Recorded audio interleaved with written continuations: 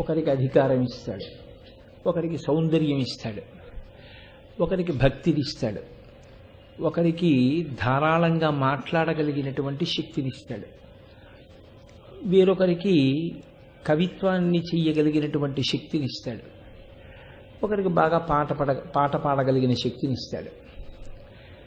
ఎవరికి ఏ శక్తినిచ్చినా అది సమాజ ఉద్ధరణకు, భగవంతుని యందు భక్తితో ఈశ్వరుణ్ణి సేవించడానికి పనికొస్తే ఇయ్యబడినటువంటి విభూతి సార్థకత పొందుతుంది. దాని చేత మనిషి పొందవలసినటువంటి అత్యుత్తమమైనటువంటి స్థితిని గతిని పొందుతాడు. కానీ కొందరి యందు ఏమవుతుందంటే ఇదంతా నాదేను, కేవలం నా స్వయంకృతంగా నేను సాధించుకున్నది అనేటటువంటి ఒక అహంకృతి పొడసూపుతుంది. నాకు కాబట్టి అబ్బింది, ఇది ఇంకొకళ్ళకి అబ్బమంటే అబ్బుతుందా అని తనకి ఏ విభూతి ఉందో దాని చేతనే అహంకారాన్ని విపరీతంగా పెంచుకుంటాడు. ఈ పెంచుకోవడం చిట్ట చివరికి దేనికి వెళ్ళిపోతుందంటే మూలాన్ని నాశనం చేసేస్తుంది. చాలా ప్రమాదకరమైనటువంటి పరిస్థితిలోకి నెట్టేస్తుంది మనిషిని. ఆ స్థితి కల్పించుకోకూడదు. అందుకే ఈశ్వరుడిచ్చిన దేన్నైనా మళ్ళీ ఈశ్వరార్పణ చేయడమే చాలా మంచి పని. అది ఏ విభూతైనా కానివ్వండి, మంచి విద్య కావచ్చు, అధికారం కావచ్చు, ఏదైనా కావచ్చు, తను కూర్చున్నప్పుడు ఇది ఈశ్వరానుగ్రహము అనేటటువంటి భావన ఉంటే అది దుర్వినియోగం అవ్వదు, అది లోకానికి పనికొస్తుంది.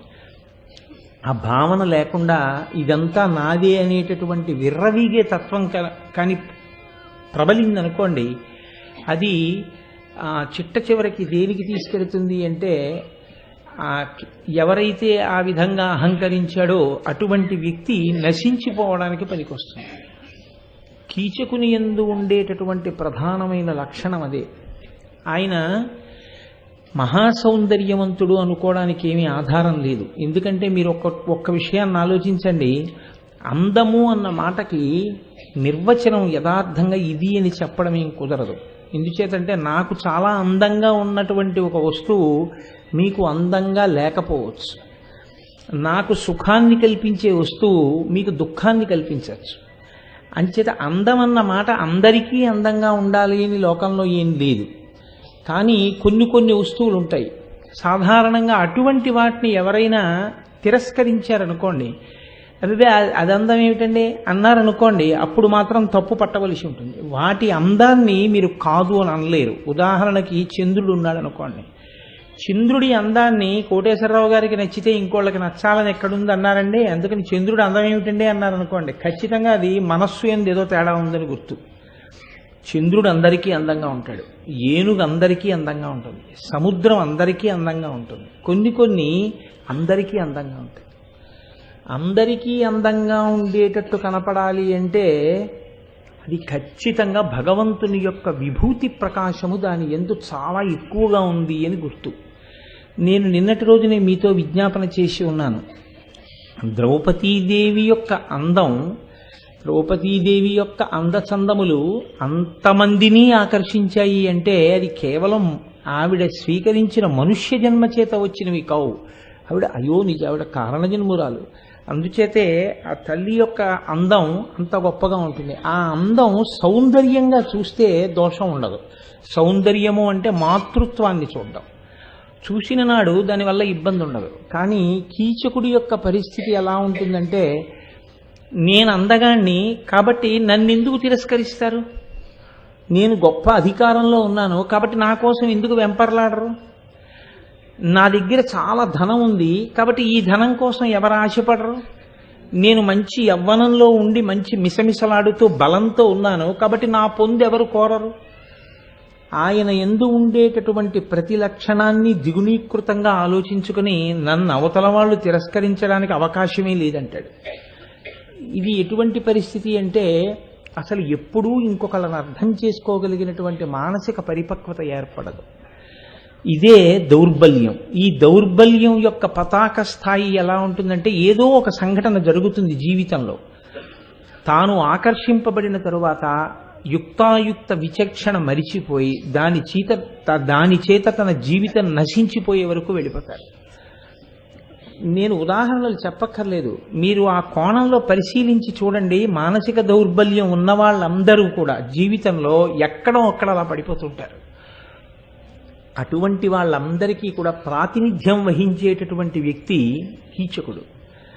అందుకే నిన్న నేను మీతో ఒక మాట మనవి చేశాను. అక్కగారికి నమస్కారం చేద్దామని బయలుదేరినటువంటి వ్యక్తి కేవలం ఒక స్త్రీ కనిపించినంత మాత్రం చేత నిస్సందేహంగా ద్రౌపదీదేవి యొక్క అందం చాలా గొప్పది.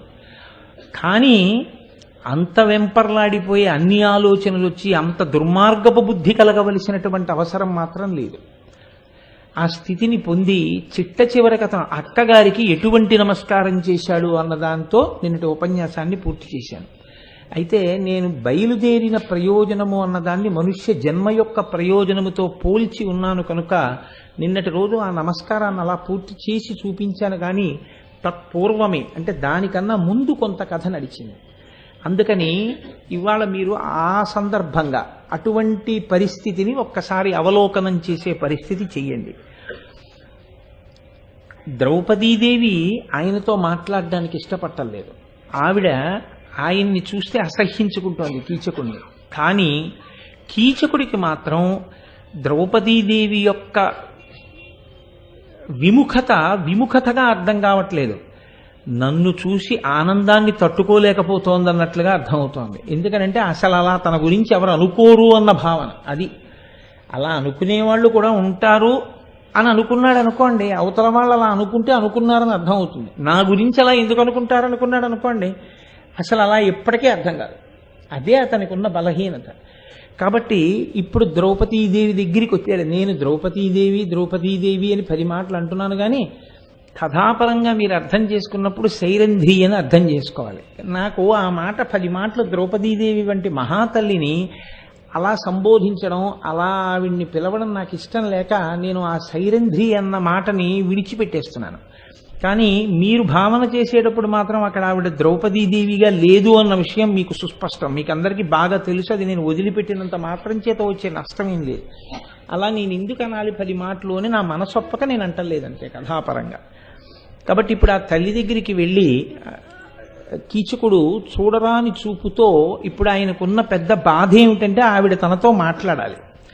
అందుకని అంటాడు, తెలిగన్నుగవ కాంతి పొలుపారనించుక కనువిచ్చి చూచిన కాదే అబల చెలువంపు నెమ్మోమి నెలబిసొంపినునడి గా నల్ల నవ్విన కాదెయింతి దంత మౌక్తిక రుచి దలకొన మరుమాట పలికిన గాదె ఉత్పలదలాక్షి ఉల్లంబు సరసత తెల్లంబుగాలీల గైకొన్నగాదె పంకరుహవదన అనుచు చూచు చేరు అమ్ముగ్ధ పలుకులు వినగగోరు గేలు తనదుకేల గీలు కొలుపదలచు కీచకాధముడు నిజానురక్తి తెలుప నప్పళించు. ఆవిడ దగ్గరగా వెళ్ళి ఆవిడ పని చేసుకుంటుంటే, ఆవిడ పని చేసుకుంటోంది మన పట్ల అసహ్యంతో ఉంది అన్న విషయాన్ని విస్మరించి తన యందు అనురక్తయ్యున్నది అనుకుని, నువ్వు ఇలా మాట్లాడకూడదా, నువ్వు ఇలా చేయకూడదా అని ఆవిడ దగ్గరికి వెళ్ళి అడుగుతున్నాడు. ఏమని? ఒక్కసారి నువ్వు వాళ్ళ కన్ను విప్పి నా వంక తేరిపారి చూడకూడదా? ఒక్కసారి నువ్వు నీ దంతపంక్తి కనపడేటట్టుగా ఒక్కసారి నవ్వితే ఏం నీ సొమ్ము పోతుందా? నా వంక చూసి నవ్వకూడదా? ఒక్కసారి పెదవి విప్పి నాతో ఒక్క మాట మాట్లాడితే నీకేమైనా నష్టం వచ్చిందా? నాతో మాట్లాడకూడదా?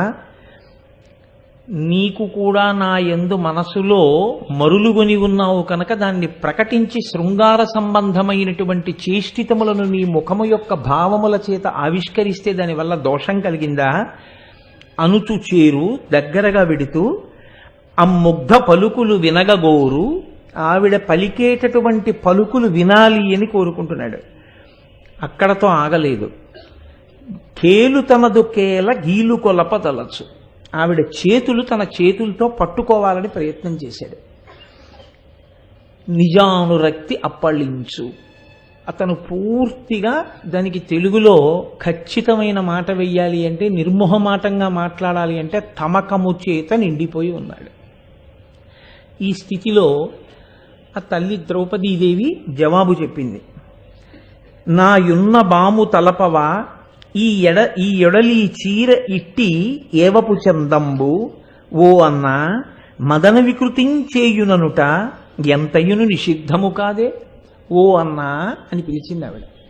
లోకంలో మర్యాద ఏమిటంటే అన్న, తండ్రి, గురువుగారు ఇలాంటి సంబోధనలు ఎట్టి పరిస్థితుల్లోనూ మనసు కల్మషం అవడానికి యోగ్యమైనటువంటి సంబోధనలు కావు. ఒకవేళ నిజంగా అవతల వ్యక్తిలో ఉండకూడని భావన ఉన్నా ఈ రకమైనటువంటి సంబోధనతో ఒక స్త్రీ పిలిచినప్పుడు సిగ్గు చెందుతాడు. చిచ్చి చిచ్చి, నాకు అటువంటి భావన రాకూడదని వెంటనే ఎగిరిపోతుంది మనసులోంచి. అంత పవిత్రమైన పిలుపులు తండ్రి, అన్న, గురువుగారు ఈ మూడు అంత పవిత్రమైన పిలుపులు. అటువంటి పిలుపులలో అన్నా అని పిలిచింది ఆవిడ. అన్నయ్య, నీకు ఇది తగునా? నేను ఎంత మాసిపోయిన చీర కట్టుకుని ఉన్నాను, నన్ను చూస్తే తెలియట్లేదా నేను ఎంత కష్టంలో ఉన్నానో, నేను చేస్తున్న పని ఎటువంటిది, సైరంధ్రీ వృత్తిలో ఉన్నాను. ఇటువంటి నన్ను చూసి నువ్వు ఇలా మదన వికృతిని పొందుతున్నావు, నా పొందు కోరుతున్నావు, తప్పన్నా నువ్వు ఇటువంటి భావన పెట్టుకోకూడదు అని చనునే ఈ మాటలాడ సజ్జనులకు ఆడబొట్టువులు తోడ నీవును పుట్టినాడ అట్లు కాకయో హీనవంశాభిజాతనైన పతివ్రతనగు నన్ను అడుగతగునే. ఆనాటి నుంచి ఈనాటి వరకు భారతంలో వాడిన మాటే మనం మాట్లాడుతుంటాం. ఇటువంటి సందర్భాల్లో ఆడపిల్లలందరూ ఉపయోగించే భాష అదే. నీకు తోబుట్టువులు లేరా? అక్క చెల్లెళ్ళు ఉన్నవాడివి కావా? అంటే నీ అక్క చెల్లెళ్ళు ఇటువంటి బాధ పొందితే నీ మనసు ఎలా ఖేదపడుతుందో నా బాధని కూడా అలా అర్థం చేసుకుంటే, అయ్యో నేను ఇలా మాట్లాడకూడదే అని నీకు అనిపిస్తుంది కదా. నేను హీనమైనటువంటి వంశమునందు జన్మించిన దానని, అందుకని సైరంధ్రీ వృత్తిలో ఉన్నాను, మహాపతివ్రతని. అటువంటి నా దగ్గరికి వచ్చి నువ్వు ఇటువంటి మాటలు మాట్లాడచ్చా అన్నయ్య అని అడిగింది. నిజానికి ఈ మాటలు మాట్లాడినప్పుడైనా ఇప్పటి వరకు అంటే తనకు అర్థం కాలేదు ప్రకటనంగా. ఇప్పుడు అర్థం కాలేదు అని చెప్పడానికి ఆస్కారం లేదు కదండి. ఇప్పటి వరకు ఆవిడ ఎలా ప్రవర్తించినా నా పట్ల మరులుకొని ఉంది అనుకున్నాను అనొచ్చు. అన్నయ్య అని పిలిచి ఈ మాటలు అన్నాక నేను అలా అనుకోలేదు అనడానికి ఏమైనా అవకాశం ఉందా? ఇంకా లేదు. ఇంకా లేకపోయినా అర్థం చేసుకోకుండా ఆవిడ వెంట పడడము అంటే కేవలం అవివేకం, కేవలం మౌఢ్యం అంతే. నాకు అధికారం ఉంది, నాకు దర్పం ఉంది, నాకు బలం ఉంది, ఆమె మనసు ఎలా ఉంటే ఏమిటి, నన్ను అన్నయ్య అని పిలిస్తే మాత్రం ఏమిటి, నేను కోరుకున్న కోరిక నేను తీర్చుకుంటాను అంటే వావి వరస సంబోధన ఏమీ అక్కర్లేకపోతే, దాని వలన ప్రతిస్పందించగలిగినటువంటి మనసు లేకపోతే ఆ వ్యక్తిని నరుడని పిలవాలా, నరరూపంలో ఉన్నటువంటి రాక్షసుడని పిలవవలసి ఉంటుందా? అంటే ఈ పాత్ర చేత మీకేం తెలుస్తోందంటే, ఈ పాత్ర చిత్రణము చేత, పాత్ర చిత్రణం అంటే అది ఏదో కల్పిత గాథ అని మీరు అనుకోకండి. వాళ్ళు ప్రవర్తించినటువంటి విధానము, ఆ నడవడి చూసినప్పుడు ద్రౌపదీదేవి కేవలము తనకి పాతివ్రత్యము ఉన్నది కనుక ఆయన్ని నాశనం చేయడం ఆవిడ యొక్క ప్రయోజనం కాదు. మనసులో ఒక తల్లి హృదయంతో మాట్లాడుతోంది, మాతృహృదయంతో మాట్లాడింది. ఇత పూర్వం సైంధవుడు మాట్లాడినా అలాగే మాట్లాడుతుంది, సైంధవుడికి ముందు వేరొక రాజు వచ్చి మాట్లాడినా అలాగే మాట్లాడుతుంది, ఈనాడు కీచకుడితో మాట్లాడినా అలాగే మాట్లాడుతుంది. అంటే ఆవిడది మాతృహృదయం. మార్చాలని ప్రయత్నం చేసింది, పాండవులకి తెలిస్తే ప్రమాదంలో పడిపోతాడు కాబట్టి మార్చే ప్రయత్నం చేద్దాం, మారుతాడేమో. అందుకని ఎంత పెద్ద మాట వేయాలో అంత పెద్ద మాట వేసింది. ఓ అన్నా అంది. సీతమ్మ తల్లి సుందరకాండలో నివర్తయమను అని నీ మనసుని తిప్పు అంటుంది ఆవిడ. ఆవిడ ఎలా మాట్లాడుతుందో ద్రౌపదీదేవి కూడా మహాభారతంలో అలాగే మాట్లాడుతుంది. ఈ మాటలంటే కీచకుడు అన్నాడు, నేను సైరంధ్రిని అంటావు, నీచమైనటువంటి వంశంలో జన్మించానంటావు, ఎక్కడో ఇటువంటి సేవకి వృత్తిలో ఉన్నానంటావు, ఇవన్నీ ఎందుకు? నీ అందం చూసిన తరువాత నా మనస్సంతటి మీద కూడా మరుడు, ఆ మన్మధుడు బాణములు వేసి తన యొక్క స్వాధీనంలోకి తీసుకున్నాడు. కాబట్టి నీ పొందు లేకపోతే నేను బతకలేను. నేను మన్మథ బాణముల చేత చనిపోయిన తరువాత అయ్యో పాపం నేను అనవసరంగా చంపేశానని ఏడిస్తే మాత్రం నేను బతుకుతానా అన్నాడు. అంటే లేఖితనం అని ఒకటి ఉంటుంది లోకంలో. ఆ లేఖి మాటలకి ఇంకా అర్థం ఏమి ఉండదు. ఇంద్రుడే వచ్చి ఎదురుగుండా నిలబడినా కుక్కకి చెప్పు కొరకడం తప్ప ఇంకొకటి చేత కాదు. అలా అసలు నేను వెళ్ళింది ఎక్కడికి? అక్కగారి మందిరానికి. అక్కడ కూర్చున్నది ఎవరు? అక్కగారు కూర్చునుంది. తను ఎవరు? సైన్యాధిపతి. తన పదవి అంత గొప్పది, ఉన్నది అంతఃపురం. తనని ఏమైనా అంటే చంపేస్తాడని భయపడి ఎవ్వరూ ఏవి అంటలేరు. కానీ చూసిన వాళ్ళందరూ వీడు మనిషా పశువా అనుకుంటున్నారు. ఎదురుగుండా ఉన్నటువంటి ఆ పతివ్రత తల్లడిల్లిపోతోంది అతని మాటలకి. చేష్టితము కన్నా మాట చాలా హింస చేస్తుంది మనిషిని. అటువంటి మాటలు మాట్లాడుతున్నాడు. అక్కగారు తెల్లబోతోంది. ఏమిటి వీడు ఎందుకు వచ్చినట్టు, ఏం మాట్లాడుతున్నాడు, ఏ ప్రమాదం తెచ్చుకుంటాడో అని ఆవిడ భయపడుతోంది. ఇన్ని జరుగుతున్నా ఆయనలో మాత్రం ఏ విధమైనటువంటి మార్పు లేదు. లేకపోగా ఎంతసేపు మాట్లాడినా ద్రౌపది తనకి వశవర్తి కావాలని, తాను కోరుకున్న కోరిక తీర్చాలనేటటువంటి మొండి పట్టుదల తప్ప వేరొకటి లేని రీతిలో మాట్లాడుతున్నాడు. చూసి చూసి చూసి చూసి ద్రౌపదీదేవంది, దుర్వారోద్యమ బాహు విక్రమ రసాస్తోక ప్రతాప స్ఫురద్ గర్వాంధ ప్రతివీర నిర్మథన విద్యాపారగుల్ మత్పతుల్ గీర్వాణాకృతులేవురిప్పుడు నినుందోర్లీలన్ వెసంగెట్టి గంధర్వుల్ మానము ప్రాణముంగొనుట తథ్యం బిమ్మెయిన్ కీచక అంది. ఆవిడ ఉన్న మాట స్పష్టంగా చెప్పేసింది. ఆంధ్ర మహాభారతంలో విరాట పర్వంలో ప్రత్యేకించి అన్ని వందల పద్యాల రచన చేసినటువంటి తిక్కన గారికి తాను రచన చేసిన పద్యాల్లో తనకే విపరీతంగా నచ్చిన పద్యాల్లో ఇదొకటి. అందుకే విరాట పర్వంలో ఇదే పద్యాన్ని ఆయన మళ్ళీ ప్రస్తావన చేసి ఇదే పద్యం మళ్ళీ చెప్పారు. దుర్వారోద్యమ బాహు విక్రమ రసాస్తోక గర్వాంధ ప్రతివీర నిర్మదన విద్యాపారగుల్ మత్పతుల్ గీర్వాణాకృతులేవురిప్పుడు నినుందోర్లీలన్ వెసన్ గట్టి గంధర్వుల్ మానము ప్రాణమున్గొనుట తథ్యం బిమ్మెయిన్ కీచక. తెలుగునాట ఈ పద్యం నాలుకల మీద ఎక్కువ కనపడుతూ ఉంటుంది. పౌరుషంతో ప్రతిస్పందించినటువంటి స్త్రీ మహాపతివ్రత చాలా కోపంతో మాట్లాడితే ఎలా ఉంటుందో ఆ పద్యంలో ఉండేటటువంటి పదగుంభనం అలా ఉంటుంది. ఎవ్వరూ కూడా వశం చేసుకోవడానికి వీలు లేకుండా ఉండే అత్యద్భుతమైనటువంటి భుజపరాక్రమముతో ప్రకాశించేటటువంటి 5 గంధర్వులు నా భర్తలు. వాళ్ళు చాలా సునాయాసంగా నిన్ను చంపేస్తారు. కీచక, ఏమనుకుంటున్నావు? హద్దు మీరి ప్రవర్తిస్తున్నావు. ఇప్పటికైనా నీ హద్దు నువ్వు తెలుసుకున్నావా బ్రతుకుతావు, నీ హద్దు నువ్వు కానీ దాటావా నశించిపోతావు. అందని ద్రాక్ష పళ్ళకి ఎప్పుడూ ప్రయత్నించకూడదు. ఇత పూర్వం రావణాసురుడనే రాక్షసుడు సీతమ్మ తల్లి మహాపతివ్రత, ఆమె కోసం నీవు ఎలా ప్రవర్తించావో అలాగే ప్రవర్తించి 10 తలలు నేల పడిపోగా నశించిపోయాడు. కాబట్టి నువ్వు కూడా అటువంటి దారిలో వెళ్ళకు. నా మాట విను.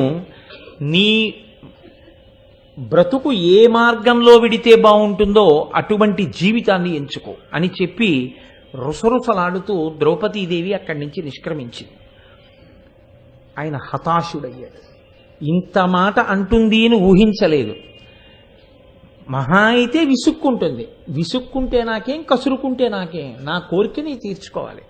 అటువంటి వాడు ఇంత గొప్ప మాట ఆమె అనేటప్పటికీ తట్టుకోలేకపోయాడు.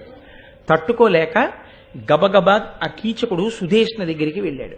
ఆవిడ ఒక మంచి కనకమయమైనటువంటి ఆసనం మీద కూర్చుని, తమ్ముడు వచ్చాడు కదా కూర్చుంటాడు మాట్లాడతాడు అనుకుని ఒక బంగారు పీట వేయించింది. ఇప్పుడు వెళ్ళాడు సుధేష్ణ దగ్గరికి.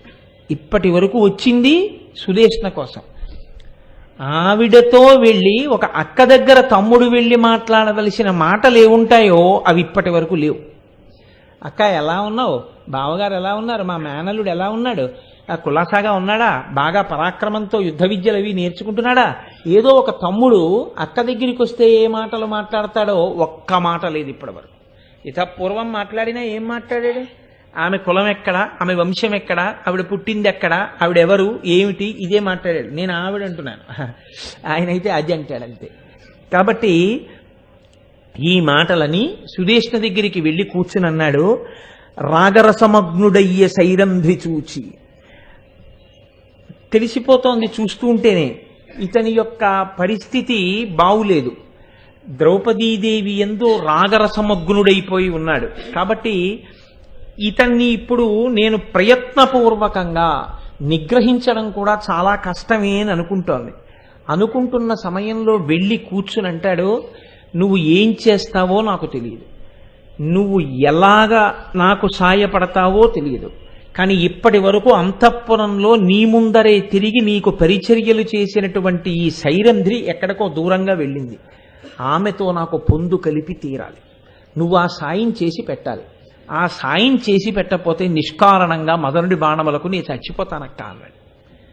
లోకంలో బహుశా ఏ తమ్ముడు ఏ అక్క దగ్గరికి వెళ్ళి ఇంత అసహ్యకరంగా మాట్లాడడానికి సిద్ధపడతాడు అని నేను అనుకోవట్లేదు. అంటే కామాతురాణం నభయం న లజ్జ, కామాతురత కలిగిన వాడికి భయమా లజ్జ, కాబట్టి అంత మాట మాట్లాడగలిగాడు. ఆవిడనుకుంది చూసి, రాగరసమగ్నుడయ్య సైరంధ్రి చూచి అకట దీననింకేమి ఉపాయమగునో వలదు తగదన్న ఉడిగెడు వడెవీడు మాయదైవము ఏనేమి సేయుదాన. ఆవిడంది, ఇంతమంది కాంతలున్నారు కదరా నీ దగ్గర, వాళ్ళందరూ నీ యందు అనురక్తలైన వాళ్ళు, ఎంతో సంతోషంగా నీతో క్రీడించడానికి సిద్ధపడేవాళ్ళు, వాళ్ళని విడిచిపెట్టి ఈ సైరంధ్రి మీద నీ దృష్టి పెట్టుకున్నావు. చిట్ట చివరికి వీడు దైవం వలన ఏమైపోతాడో అనుకో. కారణం ఏమిటంటే ఆవిడ మొట్టమొదట ద్రౌపదీదేవితో మాట్లాడినప్పుడే ఆవిడ షరతు పెట్టింది, నాకు 5 గంధర్వులు పతులున్నారు, ఎవడు నన్ను చూడకూడని చూపు చూస్తాడో వాడిని ఆ రోజు రాత్రే కీళ్లకి కీళ్లు తీసి మట్టు పెడతారు అని చెప్పింది. అందుకని భయపడి చాలా బోధ చేసింది సుదేష్ణ. బోధ చేసి ఆవిడంటుంది, బలవిక్రమ సంపన్నులు కల రేవురు దాని పతులు గంధర్వులు, వారల తలచిన నా చిత్తము తలకెడు, అది ఏల నీకు తమ్ముడ చెప్పుమా. తమ్ముడా అంది. అంటే కొన్ని సంబోధనలు పిలిచినప్పుడు ఆప్యాయతని ఆవిష్కరిస్తాయి. వినరా అన్నట్టుగా ఉంటుంది. అన్న శమింపు మన్న తగదల్లుడు కాడిది మెనకోడలవు మన్నన సేయు మన్న వినుమాన్ని సంపుట రాసపాడి కాదన్న సుకీర్తివై మనగదన్న మహాత్ములు పోవు త్రోవ పోవన్న భవత్ సహోదరి కదన్న నిను శరణంబు వేడదన్నట్టుంది దేవకీదేవి భాగవతంలో ఆ కంసుడితోటి. అన్న అన్న అన్న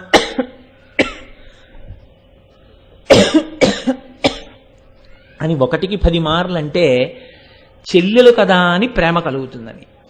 అలా ఆవిడ కూడా తమ్ముడా అని పిలిచింది. ఒరే తమ్ముడా, నేను చెప్తున్నాను వినరా, బలవిక్రమ సంపన్నులు కర రేవురు దాని పతులు, మామూలుగా ఉండే మనుషులు కారు వాళ్ళు, అపారమైనటువంటి బలము విక్రమము కలిగినటువంటి 5 పతులున్నారు.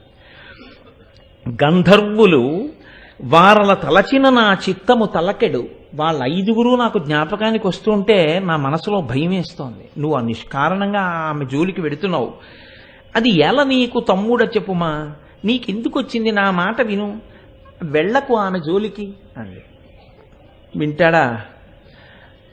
మళ్ళీ ఆవిడ ఇంకొక మాట అంది, సుదేష్ణ కాని తెరువునబోయిన గలుగునయ్య బ్రతుకు సవి ఎంతయైన అపధ్యములకు వేట్క సయుదురయ్య వివేకులు ఈ విధమున ఆ బుద్ధి వినవయ్యా తమకమడిగి. చాలా గొప్ప పద్యం అండి నిజంగా. ఆ సుందరకాండలో సీతమ్మ తల్లి మాట్లాడితే ఎంత గొప్పగా మాట్లాడుతుందో, సుదేష్ణ కీచకుడితో మాట్లాడిన మాటలలో ఈ పద్యం చాలా చాలా గొప్ప పద్యం. ఎన్ని తరాలకి ఎన్ని యుగాలకి కూడా లోకానికి సందేశాన్ని అందించగలిగినటువంటి పద్యం. ఆవిడంది కాని తెరువున బోయిన కలుగునయ్య బ్రతుకు సవి ఎంత అయిన అపధ్యములకు వేట్క సెయ్యుదురయ్య వివేకులు. అంటే బోడి వివేకహీనుడా అని పిలిచింది. అంతే కదయ్యా, అంతే కదా. ఆవిడంది కాని తెరువున పోయిన కలుగునయ్య బ్రతుకు, ఏ పని చెయ్యకూడదో ఆ పని చేస్తే వాడికి బ్రతుకుంటుందా, వాడికి అభ్యున్నతి ఉంటుందా? ఉండదు అని ఆవిడ ఒక ఉపమానం చెప్పింది. సవి ఎంత అయినా అపధ్యములకు వేట్క సెయ్యుదురయ్య వివేకులు. శరీరంలో ఒక రోగం ఉంది, వైద్యుడు ఎప్పుడైనా సరే ఔషధమును ఇస్తాడు, పథ్యమును చెప్తాడు. ఇది ఈ మందు వేసుకో, దాంతోపాటు ఈ పథ్యం కూడా చెయ్యి అని చెప్తాడు. ఇది తినవద్దు, ఇది తిను. వైద్యుడు ఏది తినవద్దని చెప్పాడో దాన్ని వెంటనే మీరు మందు ఎలా వేసుకుంటున్నారో అలాగే వద్దన్న దాన్ని కూడా వదిలిపెట్టేయాలి ఈశ్వర శాసనంగా. అలా కాకుండా వైద్యుడు వద్దన్నది కూడా జిహ్వచాపల్యానికి అదే పనిగా తిన్నాడు అనుకోండి, ఆఖరికి వైద్యుడు ఏమంటాడంటే ఇక నీ జబ్బు తగ్గేది కాదో 3 నెలలు ఉంటావు తినేసేయండి. అంటే అపథ్యమైనటువంటి దాన్ని వద్దు అన్నదాన్ని తిన్నవాడు తన బ్రతుకు తాను ఎలా పాడు చేసుకుంటాడో అలా వద్దు అన్నదాన్ని జోలికి వెళ్ళవద్దు. ఎందుచేత నేను ఈ మాట అంటున్నానంటే కొన్ని వినోద స్థాయిలో స్వీకరించవలసినవే తప్ప, మనోరంజకత్వమునకు స్వీకరించవలసినవే తప్ప వాటిని అనుభవములోకి తెచ్చుకునే ప్రయత్నము ఎన్నడూ చేయరాదు. ఒక అందం కనపడింది అనుకోండి, కనపడ్డవన్నీ మీవి కావాలని కోరకూడదు. ఇది జీవితంలో చాలా ప్రముఖమైన సత్యం. దీని గురించి పెద్దలు ఒక మాట అంటుంటారు, వినోదమునందు ప్రబోధము చేయగలిగిన వినోదము, చౌకబారు వినోదము అని 2 రకాలు ఉంటాయి. ప్రబోధాత్మక వినోదము అంటే మీకు వినోదము కలుగుతుంది, మనసుకి సంతోషంగా ఉంటుంది చూస్తున్నప్పుడు వింటున్నప్పుడును. దానితో పాటుగా మీరు ఆచరించడానికి వీలైనటువంటివి, మిమ్మల్ని అభ్యున్నతిలోకి తీసుకెళ్ళగలిగినటువంటివి కొన్ని ఉంటాయి. మీరు సీతారామ కళ్యాణం అని ఓ సినిమాకి వెళ్ళారనుకోండి, ఉదాహరణకి సీతారామ కళ్యాణాన్ని సీతారామ కళ్యాణంగా చూపించిన సినిమా అయితే నేను చెప్పేది బాలకాండలో ఎలా చెప్పారో అలా చెప్తే, శివధనుర్భంగం చేసిన తరువాత రామచంద్రమూర్తి దగ్గరికి వచ్చి జనక మహారాజు గారు సీతమ్మని వివాహం చేసుకోవయ్యా అంటే, నా తండ్రి దశరథ మహారాజు గారు ఉన్నాడు, దశరథ మహారాజు గారు నా తండ్రి కనుక ఆయన ఎవరిని చేసుకోమని చెప్తే వాళ్ళని చేసుకుంటాను తప్ప మీరిప్పుడు పిల్లనిస్తానన్నారని నేను చేసుకోను, నా తండ్రి నిర్ణయించాలి నాకెవరు భార్యగా ఉండాలో అన్న సీతారామ కళ్యాణం యథాతథంగా అలా ఉన్న సినిమా ఒకటి మీరు చూశారనుకోండి, ఇప్పుడు అది వినోదాత్మకము కాదు అని మీరు అనడానికి వీల్లేదు, సంతోషాన్ని కలిగిస్తుంది మనస్సుకి. దానితో పాటు ప్రబోధాత్మకము కూడా, ఒక మంచి మాట కూడా తలకెక్కుతుంది. ఇంకొకటి ఉంటుంది, ఇంకొక సినిమా, తండ్రి చదువుకోరా అని కాలేజీకి పంపిస్తాడు, ఇంకో తండ్రి చదువుకోవే అని కాలేజీకి పంపిస్తాడు. వీళ్ళిద్దరూ కలిపి ఏం చేస్తారంటే చదువు చట్టుబండలై 1 సంవత్సరం చదువుకోకుండా కాలేజీ గేట్లోకి వెళ్ళిన పర్యంతము ప్రేమ. సినిమా అయిపోయేటప్పటికి ఏమవుతుందంటే ఒక 80 మందిని వాడు కొట్టేస్తాడు, కత్తితో వీడి కడుపులో పొడి చేస్తే కింద పడిపోయి ఓ తువ్వాలు కట్టుకుని మళ్ళీ 100 మందితో పోరాడి పెళ్లి చేసుకుంటాడు. అది చౌకబారు వినోదము. అది ఎంతవరకు అంటే ఓ 50 రూపాయలు పోతే పోయింది, కాసేపు అసాధ్యమైన విషయాన్ని కాసేపు ఏదో అలా చూపించాడంతే. అది మీరు చాలా సుసాధ్యమని మీ జీవితమునకు ప్రబోధాత్మకముగా మీరు స్వీకరించారనుకోండి, ఇలా నేను కూడా చెయ్యవచ్చు అనుకుంటే అలా కత్తి పెట్టి కడుపులో 3 పోట్లు పొడి చేసిన తర్వాత అరగంట సేపు రక్తస్రావం అయిపోయి తువ్వాలంతా తడిచిపోయినా 80 మందిని మీరు కొట్టడం ఏముండదు, ఇంటెన్సివ్ కేర్ యూనిట్లో ఉంటారు. అది చౌకబారు వినోదం అంటారు దాన్ని. అది ఒక్కనాటికి అసలు సంభవం కాదు, ఆయన కూడా డూప్ పెట్టుకుని చేసిన వాడే. అంత చౌకబారు దాన్ని మీరు ఆదర్శంగా తీసుకుంటే జీవితాలు పాడైపోతాయి. కాబట్టి హద్దు తెలుసుకోవాలి. సన్నని సరళ రేఖ ఒకటి ఉంటుంది జీవితంలో, చూసి మీరు ఆకర్షింపబడవలసినది, మీరు ఆనందించదగినది ఉంటుంది. మీరు చూచి ఆకర్షింపబడకూడనిది, మీరు చూచి దాని వలన అనుభవము చేత ఆనందము పొందకూడనిది ఒకటి ఉంటుంది. మీ ఇంటి పెరట్లోనే మీరు నించున్నారండి, మీ ఇంటి పెరట్లో మామిడి చెండు వంకే అలా డాబా మించి ఇలా పైకి చూసేటప్పటికి బాగా ముగ్గిన మామిడి పండు ఒకటి కనపడింది. అబ్బా చూడనే లేదు, చిటారి కొమ్మన ఎంత మంచి మామిడి పండు ఉందో, ఈ మామిడి పండు ఇవాళ రాత్రి మజ్జిగ అన్నంలో తినాలనుకున్నారు. ఓ చిక్కం పట్టుకొచ్చారు, ఇంకా సూర్యాస్తమయం అవ్వలేదు కదా అని మామిడి పండు కోశారు. ఇప్పుడు తప్పని చెప్పచ్చా? అంత ఆలోచించక్కర్లేదు మీరు. నేనేం పెద్ద ధర్మ సందేహం ఏమి అడగట్లేదు మిమ్మల్ని. ఆ మామిడి పండు సూర్యాస్తమయం అవ్వలేదు కోసుకోవచ్చా అన్న, సూర్యాస్తమయం అయితే చెట్టు ముట్టుకోకూడదు కాబట్టి చక్కగా చెప్పచ్చు, కోసుకుని వాడి మొహం తినొచ్చు మజ్జిగ అన్నంలో. అదే డాబా మీద నించుని చూస్తుంటే పెరట్లో నూతిపళ్ళెం మీద నాగుపాము ఒకటి పడగ విప్పి ఆడుతోంది. ఎంత అందంగా ఉందో దాని పడగ. అబ్బా వెళ్ళి 2 చేతులతో పెట్టుకుని ఓ ముద్దెట్టుకుంటే బాగుండు అనిపించింది. పట్టుకోవచ్చా? అలా పట్టుకోనుకూడదు, ముద్దు పెట్టనుకూడదు. అసలు ఆ మాటకొస్తే ఎక్కువసేపు నువ్వు దాన్ని చూడనేకూడదు. నువ్వు నిన్నది చూసిందంటే ప్రమాదం, నువ్వు దాన్ని చూస్తే ప్రమాదం లేదు. కానీ కాబట్టి ఒక సరళ రేఖ ఒకటి ఉంటుంది. ఎప్పుడు జీవితంలో ఎప్పుడూ ఈ సరళ రేఖని చూస్తూ ఉండాలి. నీవు ఆకర్షింపబడి నువ్వు దాన్ని అనుభవంలోకి తెచ్చుకుని భోగం అనుభవించి సంతోషించినా నీకు ప్రమాదకరము కాక వేద విహితమై ఈశ్వరుడి చేత అనుగ్రహింపబడిన నీకు విహిత కర్మాచరణములోనికి వచ్చేటటువంటి వినోదమేది.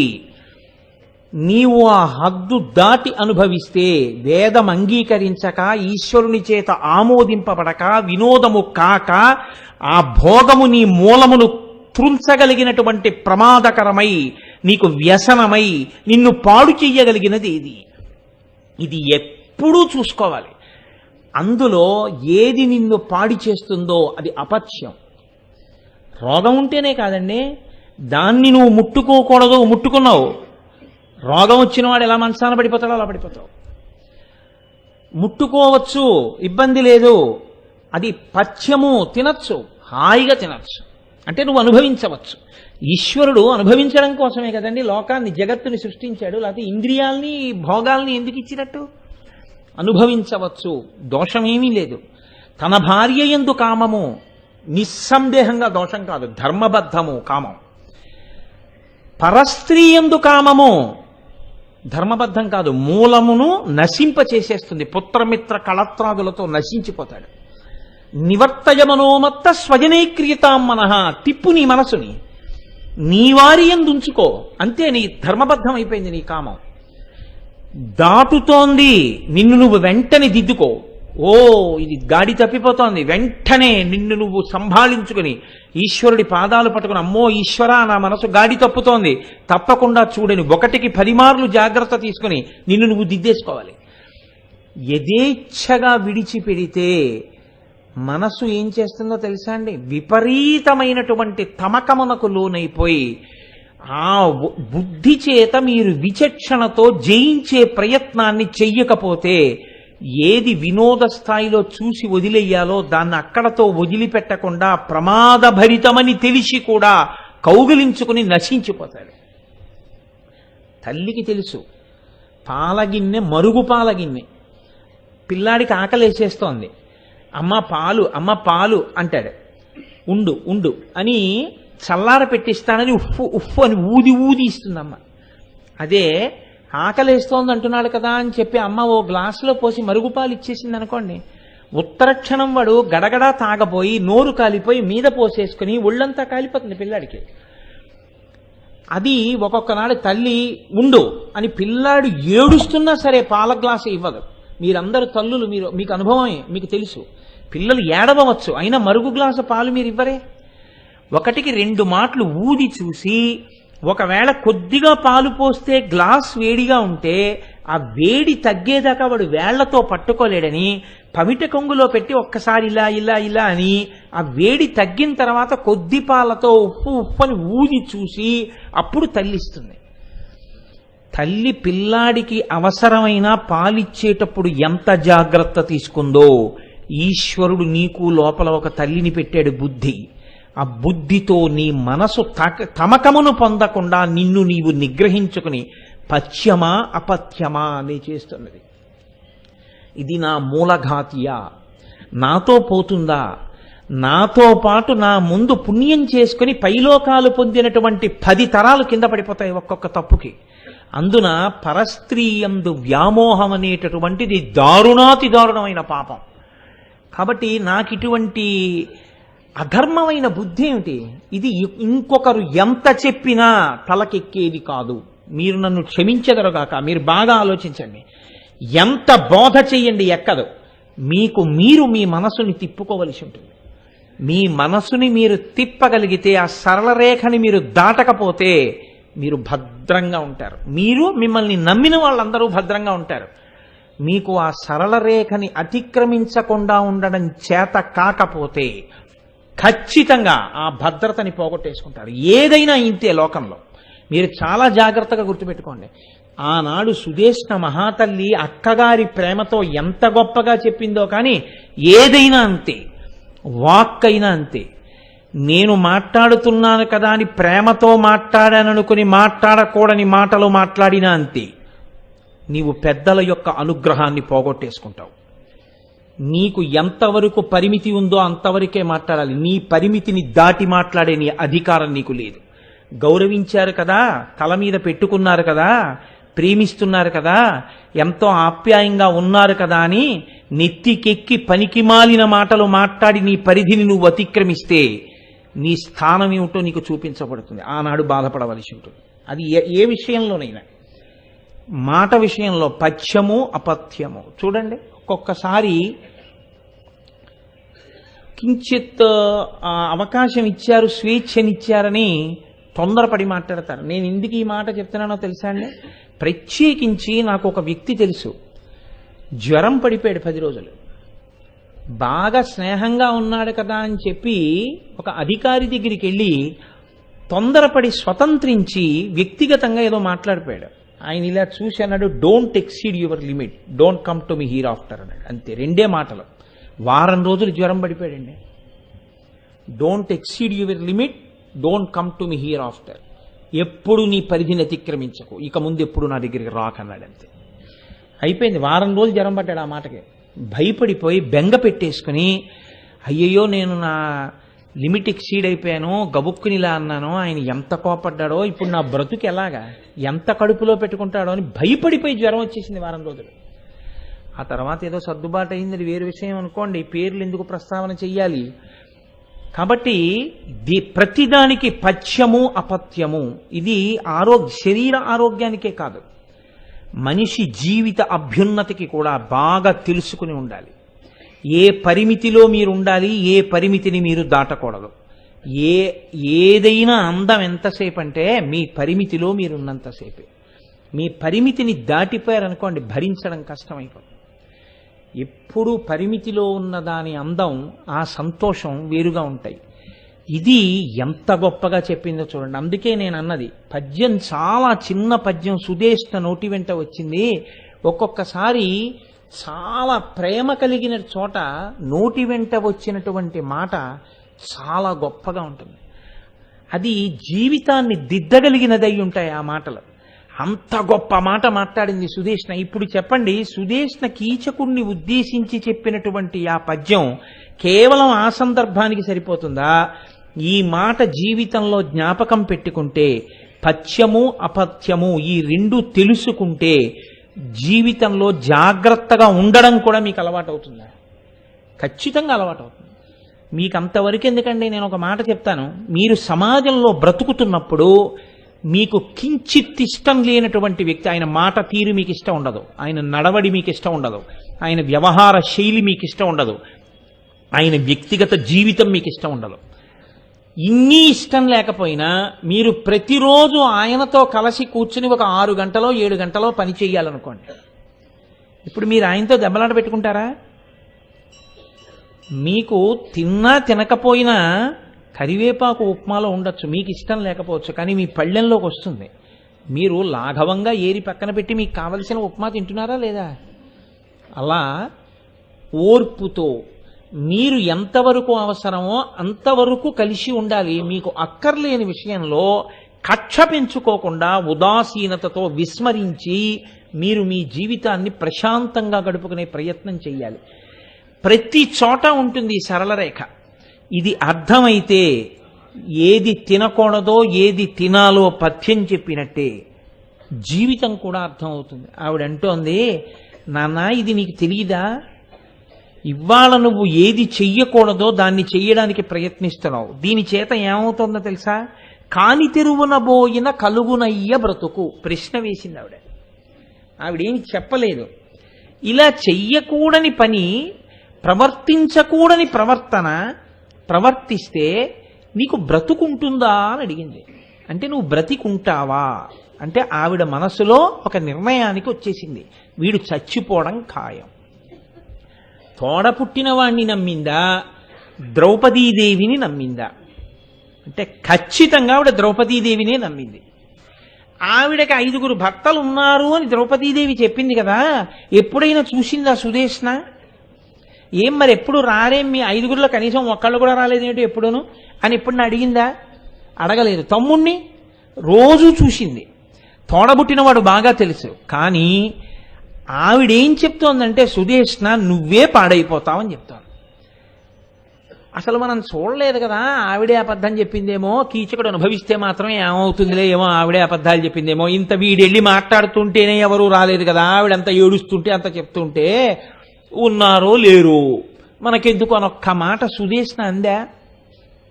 అనలేదు. ఆమె ప్రవర్తన చేత, ద్రౌపదీదేవి యొక్క తేజస్సు చేత ఖచ్చితంగా ఆమెకి 5 గంధర్వులు భర్తలున్నారు, వాళ్ళు బలవంతులే అని నమ్మింది. శాస్త్రవాక్కుని నమ్మడానికి మీకు కూడా అంతే. మీకు అనుభవంలోకి వచ్చేంత వరకు నేను నమ్మనంటే, అనుభవంలోకి వచ్చేసిన తర్వాత మీరు నమ్మడానికి అనుష్ఠించడానికి ఏం మిగలదు. శాస్త్రవాకు పట్టుకున్న పెద్దలు ఎలా ఉన్నారు అన్నది మీరు తెలుసుకోవడమే ఇప్పుడు మీరు పట్టుకోవడానికి మీకు ఆలంబనం తప్పించి మీ దాకా వచ్చే వరకు దాన్ని చూడకూడదు. చచ్చిపోవడం అంటే ఎలా ఉంటుందో ఓసారి కంఠం కోసుకుని చూసుకుని ఇంకెప్పుడు అలా కంఠం కోసుకోకుండా బతుకుతానంటే, ఇక ఓసారి చచ్చిపోవడం అంటే ఎలా ఉంటుందో చూస్తానని కంఠం కోసేసుకున్న తర్వాత ఇక మళ్ళీ నువ్వు బతకడం ఏమి ఉండదు. ఇక మళ్ళీ ఆ తర్వాత ఎప్పుడూ కంఠం కోసుకోకుండా బతుకుతానడానికి ఏమి ఉండదు. అంత పెద్ద తప్పు చేసేసిన తర్వాత బుద్ధొచ్చింది, ఇంకెప్పుడు ఇలాంటి తప్పులు చేయకుండా బతుకుతానడానికి బతుకేం ఉండదు. కాబట్టి జాగ్రత్త అని చెప్తోంది సుదేష్ణ. ఎంత పెద్ద మాట చెప్పిందంటే, ఈ మాట చెప్పేవాడు లేక కదా ఇవాళ సమాజం ఇలా చెడిపోతోంది. అలా చెప్పేవాళ్ళు ఉంటే, అలా ప్రతి ఇంట్లో నువ్వు చెప్తే అసలు ఎందుకు బయట ప్రపంచంలో అన్ని అల్లర్లు ఉంటాయి? ఉండవు. ఒక అక్క తమ్ముడితో ఎలా మాట్లాడాలో అలా మాట్లాడింది ఆవిడ. ఎవ్విధమున నా బుద్ధి వినవయ్య తమకమడిగి, ఆవిడ కనిపెట్టేసింది, ఏ స్థితిలో ఉన్నాడో కనిపెట్టింది. తమకమన్న మాటనే వాడింది. తమకమణుచుకుని నా మాట వినరా తమ్ముడా అంది. అని ఆవిడ చెబితే మాత్రం ఆ కీచకుడు వింటాడా? అతనన్నాడు, నా కొలువువార కారు అన్నాకేశుంగులుచు అంగనలలోనైనన్ లేకునికి నాకు తెల్లంబా కొమ్మకు నీడు పోల్ప నయ్యెడు సుదతుల్. ఏమిటక్క నువ్వు ఇలాంటి మాటలు మాట్లాడతావు? నీ దగ్గర అనేక మంది కాంతలున్నారు, వాళ్ళందరూ నీ ఎందు అనురక్తలంటావు. నా దగ్గర కాదక్క, స్వర్గలోకాధిపతి అయిన ఇంద్రుడి యొక్క కొలువులో ఇలాంటి కాంత ఉందేమో చూడు. లేదు, అంత అందగత్తే. నేను మరులు కొనకపోవడం ఏమిటటువంటి అందగత్తిని చూసిన తర్వాత? కాబట్టి నేను మరులు కొంటాను అంటే సుదేష్నంది, ఆయురైశ్వర్య కీర్తులను అపహరించు పరసతీ సంగమము ధర్మపదమునందు పరగువారలు పరిహరింపంగనియు వినియు తెలియవే ఇది దుర్వివేకమగుట. ధర్మపథంలో వెళ్ళేటటువంటి వాడు ఎన్నడూ కోరనిదేది అంటే పరస్త్రీ సంగమమే. నీకు తెలియదా ఆ విషయం? దాన్ని అంగీకరించరు, అటువంటి ప్రస్తావన రావడాన్ని కూడా ఒప్పుకోరని నీకు తెలీదా? అటువంటి వాడివి ఎలా కోరుకుంటున్నావు పరస్త్రీ సంగమాన్ని? దానివల్ల ఆయుర్దాయం, ఐశ్వర్యం, కీర్తి నశించిపోవా? కీచకుడు చాలా దండయాత్రలు చేశాడు. కీచకుడన్న పేరెత్తగానే, కీచకుడు దండయాత్రలు చేశాడని కానీ, చాలామందిని ఓడించాడని కానీ, సింహబలుడని కానీ ఎవరైనా ఓ మంచి మాట గుర్తు తెచ్చుకుంటారా? అంతవరకు ఎందుకండి? అదేంటి, పిల్లలకి పేర్లు పెట్టమని వస్తుంటారు. కీచకుడని పెట్టండి మీ అబ్బాయికి అన్నారు అనుకోండి, కొడతారు. ఎందుకు పెట్టరు? ఆ పేరు పెట్టుకోవడానికి కూడా ఎవరు ఇష్టపడరు. ఒక్కటే కారణం, ఎన్ని గుణములు ఉన్నా ఏది ఉండకూడదో అది ఉంది. అది ఇప్పుడు ఇల్లు ఎంత బాగానో సర్దుకున్నారండి, చాలా మంచి ఇల్లు, ఎంత బాగుందో, చక్కగా ఉంది, హాయిగా వెళ్ళి పడుకోండి అన్నారు. కానీ చాలా రోజుల నుంచి మేము మాత్రం వెళ్ళటం లేదండి ఆ ఇంట్లోకి అన్నారు. ఏమి ఎందుకని అంటే, ఎట్లించెట్ వెళ్ళిపోతుందో తెలియదండి. కొద్దిగా చీకటి పడేటప్పటికి అస్తమానం నాగుపాం ఒకటి తిరుగుతూ ఉంటుంది గదుల్లో. ఎవడైనా పెడతాడా ఆ ఇంటికి?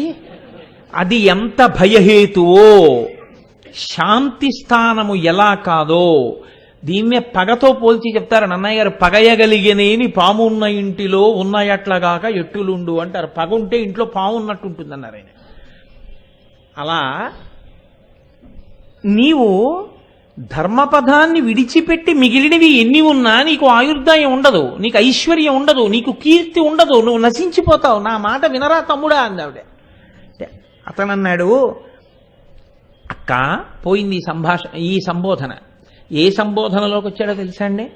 వనిత ఏనొక పల్కు పల్కెద చతుర్వారాసి మధ్యంబునన్ గణభాహాబలమొప్పు నన్ను నిదురంగా నొక్కడుందేమి ఎవ్వనికిం తెల్లముగాదే దాని మగలన్ వజ్రాహతిం కూలు శైల నికాయంబన మద్భుజా సమద లీలన్ కీటడంగించదన్.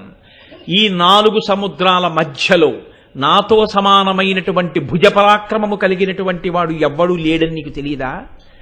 వజ్రాయుధం పెట్టి కొట్టి పర్వతాలు ఎలా పడగొడతాడో ఇంద్రుడు, అలా నిజంగా దాని భర్తలు 5 వచ్చినా నేను వాళ్ళని నా భుజపరాక్రమంతో చంపి సైరంధ్రిని నా దానిని చేసుకుంటాను. అంటే ఎంతకైనా తెగించడానికి సిద్ధపడిపోయాడు. లోకంలో మర్యాద ఏమిటంటే, నువ్వు నీ బుద్ధి గాడి తప్పిన ఆమె సువాసిని, ఆమె వేరొకరి భార్య అని తెలిస్తే ఇంక నీ జీవితంలో నీకు అటువంటి ఆలోచన రాకూడదు.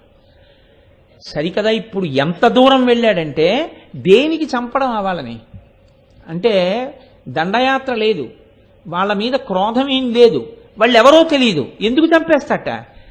వాళ్ళ భార్య అయినా తాను మనసు పడ్డాడు కాబట్టి. అంటే ఇంకా ఇంతకన్నా రాక్షసత్వం, ఇంతకన్నా నీచత్వం, ఇంతకన్నా అర్థం పర్థం లేనటువంటి మనఃప్రవృత్తి ప్రపంచంలో ఎక్కడా ఉండదు. ఇలాంటిదొక్కటి ఉన్న తర్వాత వాడి యందు ఇన్ని విభూతులున్నా అవన్నీ పనికిరానివి, నశించిపోతాయి అవన్నీ. అవి లోకంలో కీర్తి తీసుకొచ్చేవి కావు. ఎంత ప్రమాదకరమైనటువంటి వ్యసనముల గురించి చెప్తున్నారో చూడండి.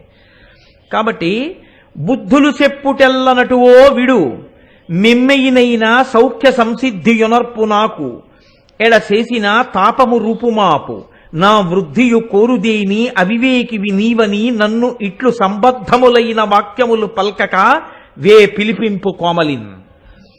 నువ్వు నాకు ఊరికే బుద్ధులు చెప్పడం, అవివేకి, నీకు వివేకం లేదు, నీకు ధర్మం లేదు, నువ్వు పాడైపోతావు, ఈ కబుర్లు చెప్పద్దు. నాకు నిజంగా ఉపకారం చెయ్యాలని నువ్వు అనుకుంటుంటే ఉత్తర క్షణం ఎక్కడుందో ఆమెను పిలిపించు, ఆమెతో నాకు పొందు చేకూరేటట్టుగా చెయ్యి. ఒక అక్కతో ఒక తమ్ముడు మాట్లాడుతున్న మాట అని అనుచు దైన్యంబునొందెడు ఆననంబుతోడ దిగ్గున లేచి తోయజాక్షి చరణ పీఠము కడ చక్క జాగి మ్రొక్కియున్న ఆ దేవి కనుగొని చిన్నబోయి. ఇంత కోపంగా మాట్లాడుతున్నవాడు హఠాత్తుగా బహుశಃ ఒక ఆలోచన వచ్చి ఉంటుంది. ఛీ దుర్మార్గుడా, ఇలాంటివి నన్ను అడుగుతాయేంటి, పో మీ బావగారికి చెప్పైతే వెళ్ళి, నాకు అంతఃపురంలో ఉన్న ఒక కాంత మీద మనసు పడ్డాను, పొందు చేకూర్చమని మీ బావగారిని అడుగు. నేనా ఆడదాన్ని ఇంకో ఆడదాన్ని నీతో పొందు కలపడానికి ప్రయత్నించేది అంటుందేమో, నేను ఇంత వ్యగ్రతతో మాట్లాడానన్న అనుమానం ఏదో వచ్చింది వాడికి. వెంటనే అంటే తాననుకున్నది సాధించడానికి ఎంత నైత్యమునకైనా దిగజారిపోతాడు. ఒక్కసారి అనుచు దైన్యంబునొందెడు ఆననంబుతోడ, ఇంత పౌరుషంగా మాట్లాడిన వాడు దీనంగా ఆ వారం రోజుల నుంచి అన్నం లేనివాడు రొట్టె ముక్క తింటున్న వాడి దగ్గరికి వచ్చి ఏడుస్తూ అడుక్కున్నట్టు అంత దీనంగా ముఖం పెట్టి దిగ్గున లేచి తోయజాక్షి చరణ పీఠము కడ చక్క జాగి మ్రొక్కి ఉన్న ఒక్కసారి గభాలన లేచాడు. అక్కా నువ్వు ఈ ఉపకారం చేయకపోతే చచ్చిపోతానక్కా అన్నాడు.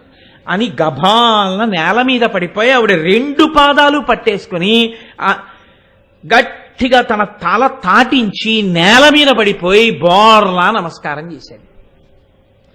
ఆ దేవి కనుగొని చిన్నబోయి, ఆ అక్కగారు ఆ తమ్ముడి కోరిక, వాడు కాళ్ళు పట్టుకున్న తీరు, వాడి నమస్కారం చూసి తెల్లబోయింది ఆవిడ. ఇలాంటి వాళ్ళు ఉంటారా లోకంలో? సుదేష్ణ తనలో తాను అనుకుందిట, ఆవలబొచ్చు ఆపదల కన్నిటి కోర్చి లతాంగ కూర్చి కాక ఈ వెడమాటలన్ మరలడెన్ని విధంబుల చూచి చెప్పినన్ కావలమైన వీడుతకు కార్యము వట్టునే వీనికెమ్మెయిన్ చావు నిజమ్ము మన్మధుని శాత శరంబులనైన నక్కట అందావిడ. ఆవిడంది, వీడికి మంచి చెప్పి పంపించేద్దామంటే ఎన్ని మాటలు చెప్పినా మాటలు తలకెక్కించుకునే స్థితిలో లేడు, కండ కావరంతో ఉన్నాడు. కాబట్టి ఇప్పుడు ముందు వీణ్ణి ఇక్కడి నుంచి బయటికి పంపించేసేయాలి. ముందు ఇక్కడి నుంచి పంపితే తప్ప నేను నా నోటితో చెప్పలేక కొన్ని పద్యాలు వదిలిపెట్టేశానండి. మీరు విరాట పర్వం చదివితే సుదేష్ణ చెప్పినటువంటి కొన్ని పద్యాలు వింటే చదివిన వాడికి సిగ్గేస్తుంది. ఇంత దారుణమా కీచకుడని. అవి చదవలేక అవి చెప్పలేక నాకు నోరు రాక నేను వదిలేశాను ఆ పద్యాలు సభాముఖంగా ఎలా చెప్పడం అనిపించి. అంటే ఒక అక్క అంత పచ్చిగా విప్పి చెప్పినా వాడి తలకెక్కలేదు కాబట్టి వచ్చింది ఆ నిర్ణయానికి. వచ్చి ఆవిడంది, వీడికి ఎంత చెప్తే మాత్రం తలకెక్కుతుంది, ఎక్కదు, కండకావరంతో ఉన్నాడు, వాళ్ళ 5గురిని కూడా చంపుతానంటున్నాడు. కాబట్టి వీడిని ఇక్కడి నుంచి తొందరగా పంపించేయాలి. పంపించేయాలంటే 2 మార్గాలున్నాయి. ఒకటి, వీణ్ణి ఆమె పొందు నీకు కుదరదో, చచ్చిపోతావు అని నేను గట్టిగా చెప్పి బయటికి తోయించేయడం. అక్కగారు కాబట్టి ఆవిడేం చేయలేడు. అక్కగారు అడ్డుపడుతుండగా ద్రౌపదీదేవి జోలికి వెళ్ళలేడు. కానీ వీడు మన్మథ బాణములకు చచ్చిపోతాడు. ఒకవేళ నిజంగా వీడికి ద్రౌపదీదేవి యొక్క పొందు కొరకు ప్రయత్నించి ద్రౌపదీదేవినే నేను పంపించే ప్రయత్నం చేస్తే వీడు గంధర్వుల చేతిలో చచ్చిపోతాడు. కానీ ఇక్కడ మీరు ఒక్కటి గమనించాలి, ఆవిడ ద్రౌపదీదేవి యొక్క పొందు వీడు పొందుతాడన్న మాట మాత్రం అనలేదు సుదేష్ణ. ఆవిడ పాతివృత్యం మీద అంత నమ్మకం ఉంది. కానీ ఒక్క స్వార్థపుట ఆలోచన మాత్రం వచ్చింది ఆవిడకి. నేను కానీ ఇప్పుడు సహకరించకపోతే నా భర్త మీద తిరుగుబాటు చేస్తాడు, సింహాసనం కదిలిపోతుంది. ఎందుకంటే బలాక్షుడు, నా భర్త వీడికి ఎదురు తిరిగి నిలబడలేడు. కాబట్టి నేను చెయ్యగలిగిన పని తనని తాను రక్షించుకుంటుంది. సైరంధ్రినే ఏదో విషయం మీద కీచకుడి దగ్గరికి పంపిస్తే వాళ్ళు చూసుకుంటారు. ఇది మాత్రం రాకూడని ఆలోచన. కానీ సుదేష్ణకి అప్పటికీ అంతకన్నా మంచి ఆలోచన తట్టలేదు. కాబట్టి అనిమనమున తలపోయిచు తన తమ్ముని అల్ల నెత్తి దండడి దొరగన్ చనుదించున శ్రుపూరము కనుగవలో మృంగి కొనుచు కామిని పలికెన్. కన్నుల వెంట ధారాపాతంగా నీళ్లు కారిపోతున్నాయిట. నీళ్లు కారిపోతుండగా తమ్ముడి యొక్క 2 భుజాలు పట్టుకుని పైకి ఎత్తింది కీచకుణ్ణి. ఎత్తి మాట్లాడుతోంది. ఎందుకు ఏడవడం ఎందుకు అంటే బహుశः ఇదే ఆఖరి చూపు కీచకుణ్ణి చూడడం. ఆవిడికి తెలుసు. ఎందుకంటే ఇప్పుడు ఆవిడ ఏమి చెయ్యాలన్న దాంట్లో ఒక నిర్ణయానికి వచ్చేసింది. నేను ద్రౌపదిని పంపను అంటే వీడు మన్మథ బాణములకు చచ్చిపోతాడు. కానీ చచ్చిపోయే లోపల మా ఆయన జోలికి ఎడతాడు. కాబట్టి మా ఆయన్ని, రాజ్యాన్ని, సింహాసనాన్ని రక్షించుకోవాలి అంటే ద్రౌపదీదేవిని పంపించడం వినా మార్గం లేదు. పంపించిన తర్వాత మాత్రం కీచకుడే చచ్చిపోతాడు. అంతకు తప్ప ఇంకొక అమంగళకరమైన ఆలోచన ఆవిడికి లేదు. కీచకుడు చచ్చిపోతాడు కాబట్టి నేను ద్రౌపదీదేవిని పంపుతాను కాబట్టి ఇక వీడు మళ్ళీ నన్ను చూడ్డానికి రాడు కాబట్టి ఇదే వీడిని నేను ఆఖరిసారి చూడ్డాం. అయ్యో తమ్ముడు చచ్చిపోబోతున్నాడే నేను చేసిన పని వల్లే అని ఆవిడ ఏడిచింది. ఆవిడ ఎందుకు ఏడిచిందో వాడికి అర్థం కాలేదు. అది విచిత్రం అని కీచకుడితో అంది, ఇంత దళరనేల ఎమ్మియినైనను కొమ్మ నలరించి కూర్చుటరుదే ఉమ్మలంబు దక్కి ఊరటతోడ నీ వేగు మసలవలవదింక ఇచట. ఇంక నువ్వు ఇక్కడ ఉండద్దు, నీ విరహాన్ని ఓర్చుకో. అదేం పెద్ద విషయం అనుకుంటున్నావా? సైరంధ్రి యొక్క పొందు నీకు కలిగేటట్టు చూడ్డాం. ఇంత బాధపడుతున్నావు కాబట్టి తప్పకుండా సైరంధ్రి పొందు నీకు కలిగేటట్టుగా నేను ప్రయత్నం చేస్తాను. కానీ ఇక్కడ మాత్రం ఉండకు, ఇంకా వెళ్ళిపో అంటే మాట పెరిగితే ఇంకా ఎంత ఉద్ధతికి వెళ్ళిపోతుందో అని ముందు తన భద్రత కొరకు అక్కడి నుంచి పంపించేయాలని ప్రయత్నం చేసింది. ఇప్పుడు ఆసవమునకని నీదు నివాసమునకు దినములో నీ అవశ్యంబు నేనా సుదతిం బుత్తెంతు నిజాసక్తి ఫలింప గొరలు అభిమత కేళిన్. నువ్వు ఎక్కువసేపు వేచి ఉండక్కర్లేదు కూడా. నేను కొంచెం సేపట్లో నాకు మదిర తాగాలని ఉంది అని చెప్పి ఒక పాత్ర ఇచ్చి ద్రౌపదిని నీ యొక్క భవనానికి పంపిస్తాను.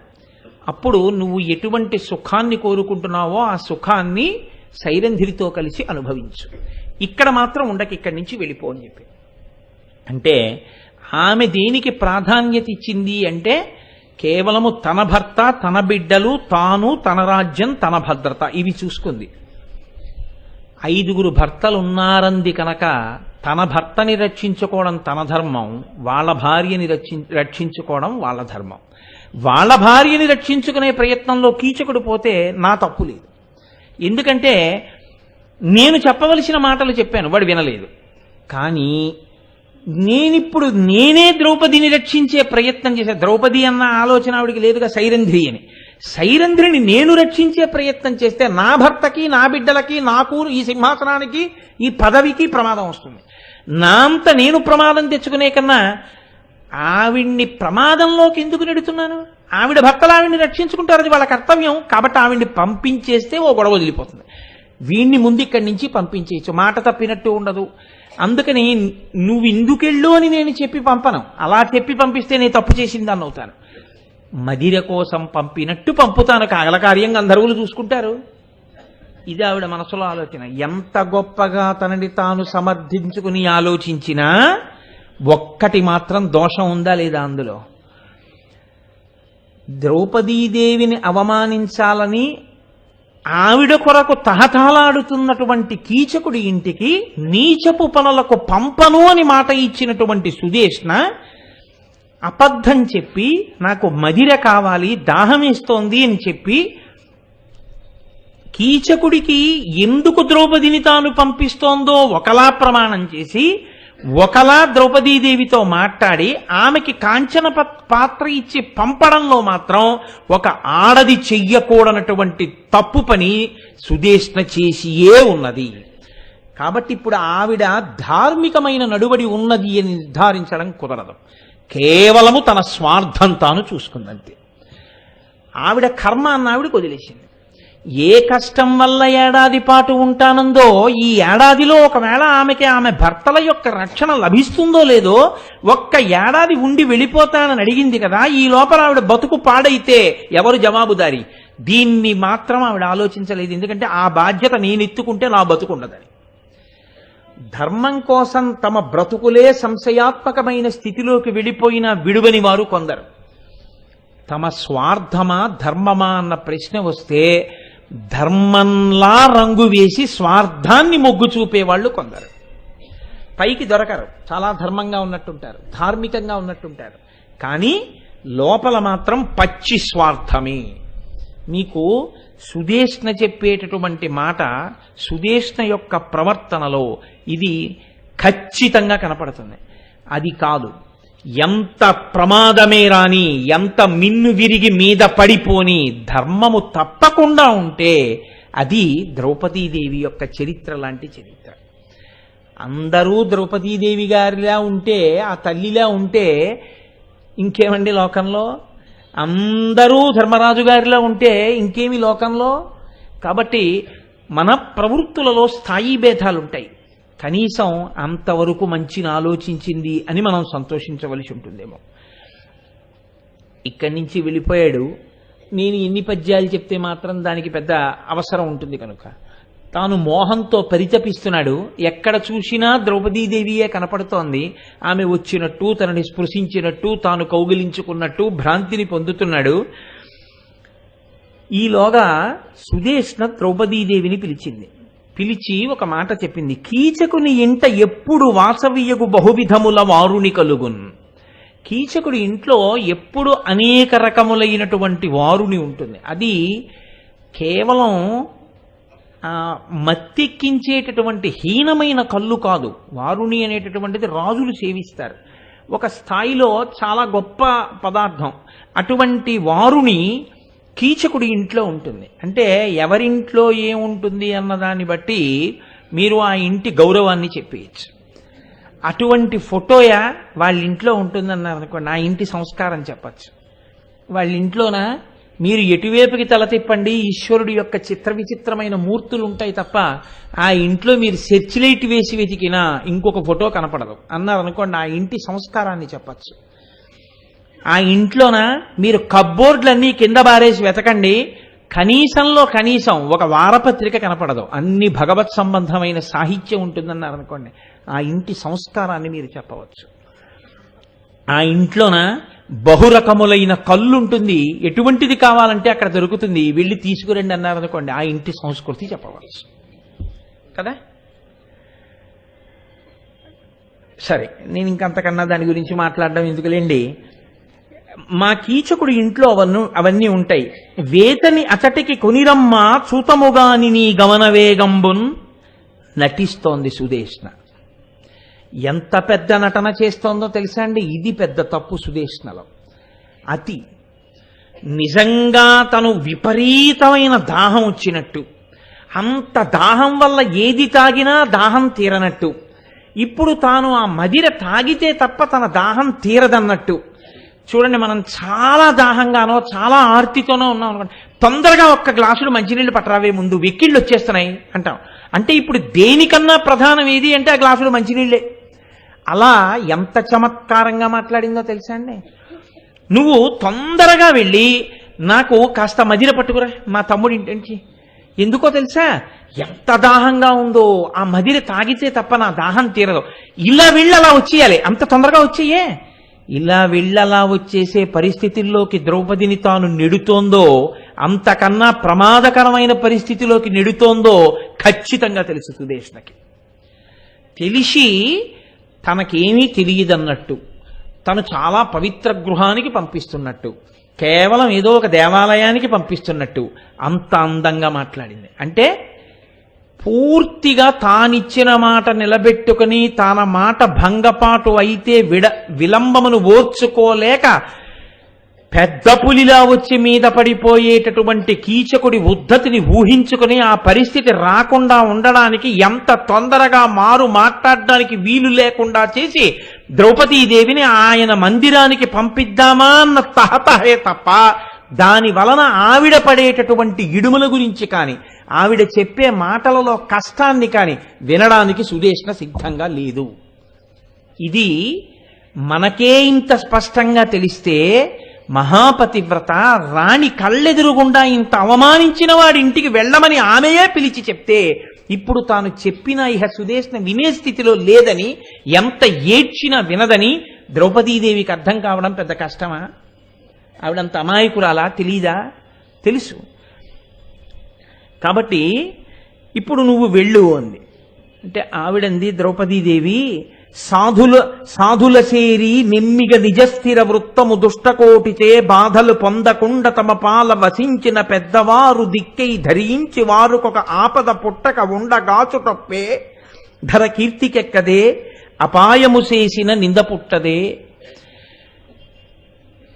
సరి అయినటువంటి నడవడి కలిగినటువంటి వారు, ధర్మమును అనుష్ఠించాలనేటటువంటి పూనిక ఉన్నవారు, పాపముతో కూడిన జీవనము చెయ్యకూడదనేటటువంటి పట్టుదల కలిగినటువంటి వారు ప్రయత్నపూర్వకంగా కోరి మంచివారని నమ్మి ఒకరి దగ్గర ఆశ్రయాన్ని పుచ్చుకుని ఇక్కడ మన రోజులు చక్కగా వెళ్ళిపోతాయని నమ్మి ఉండగా అటువంటి వారికి ప్రమాదము కలిగేటటువంటి పనిని ఎవరు ఆశ్రయం ఇచ్చారో వాళ్ళు చేస్తే వాళ్ళ పాపపు నడుబడిని లోకము గమనించి గుర్తించి వాళ్ళకి అపకీర్తి వచ్చేటట్టుగా మాట్లాడుకోదా అని అడిగింది ఆవిడ.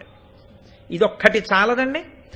ఈనాడు నేను సుదేష్ణ గురించి దీనికి ముందు ఈ మాట అన్నాను అంటే నేను కాదు, మహాభారతం ఈ భూమండలం ఉన్నంత కాలం ఉంటుంది, లోకం ఉన్నంత కాలం ఉంటుంది. ఉన్నన్నాళ్ళు ఎన్నాళ్ళు విరాట పర్వం చెప్పుకుంటే అన్నాళ్ళు సుదేష్ణనే ఆ మాటే అంటారు అందరూ.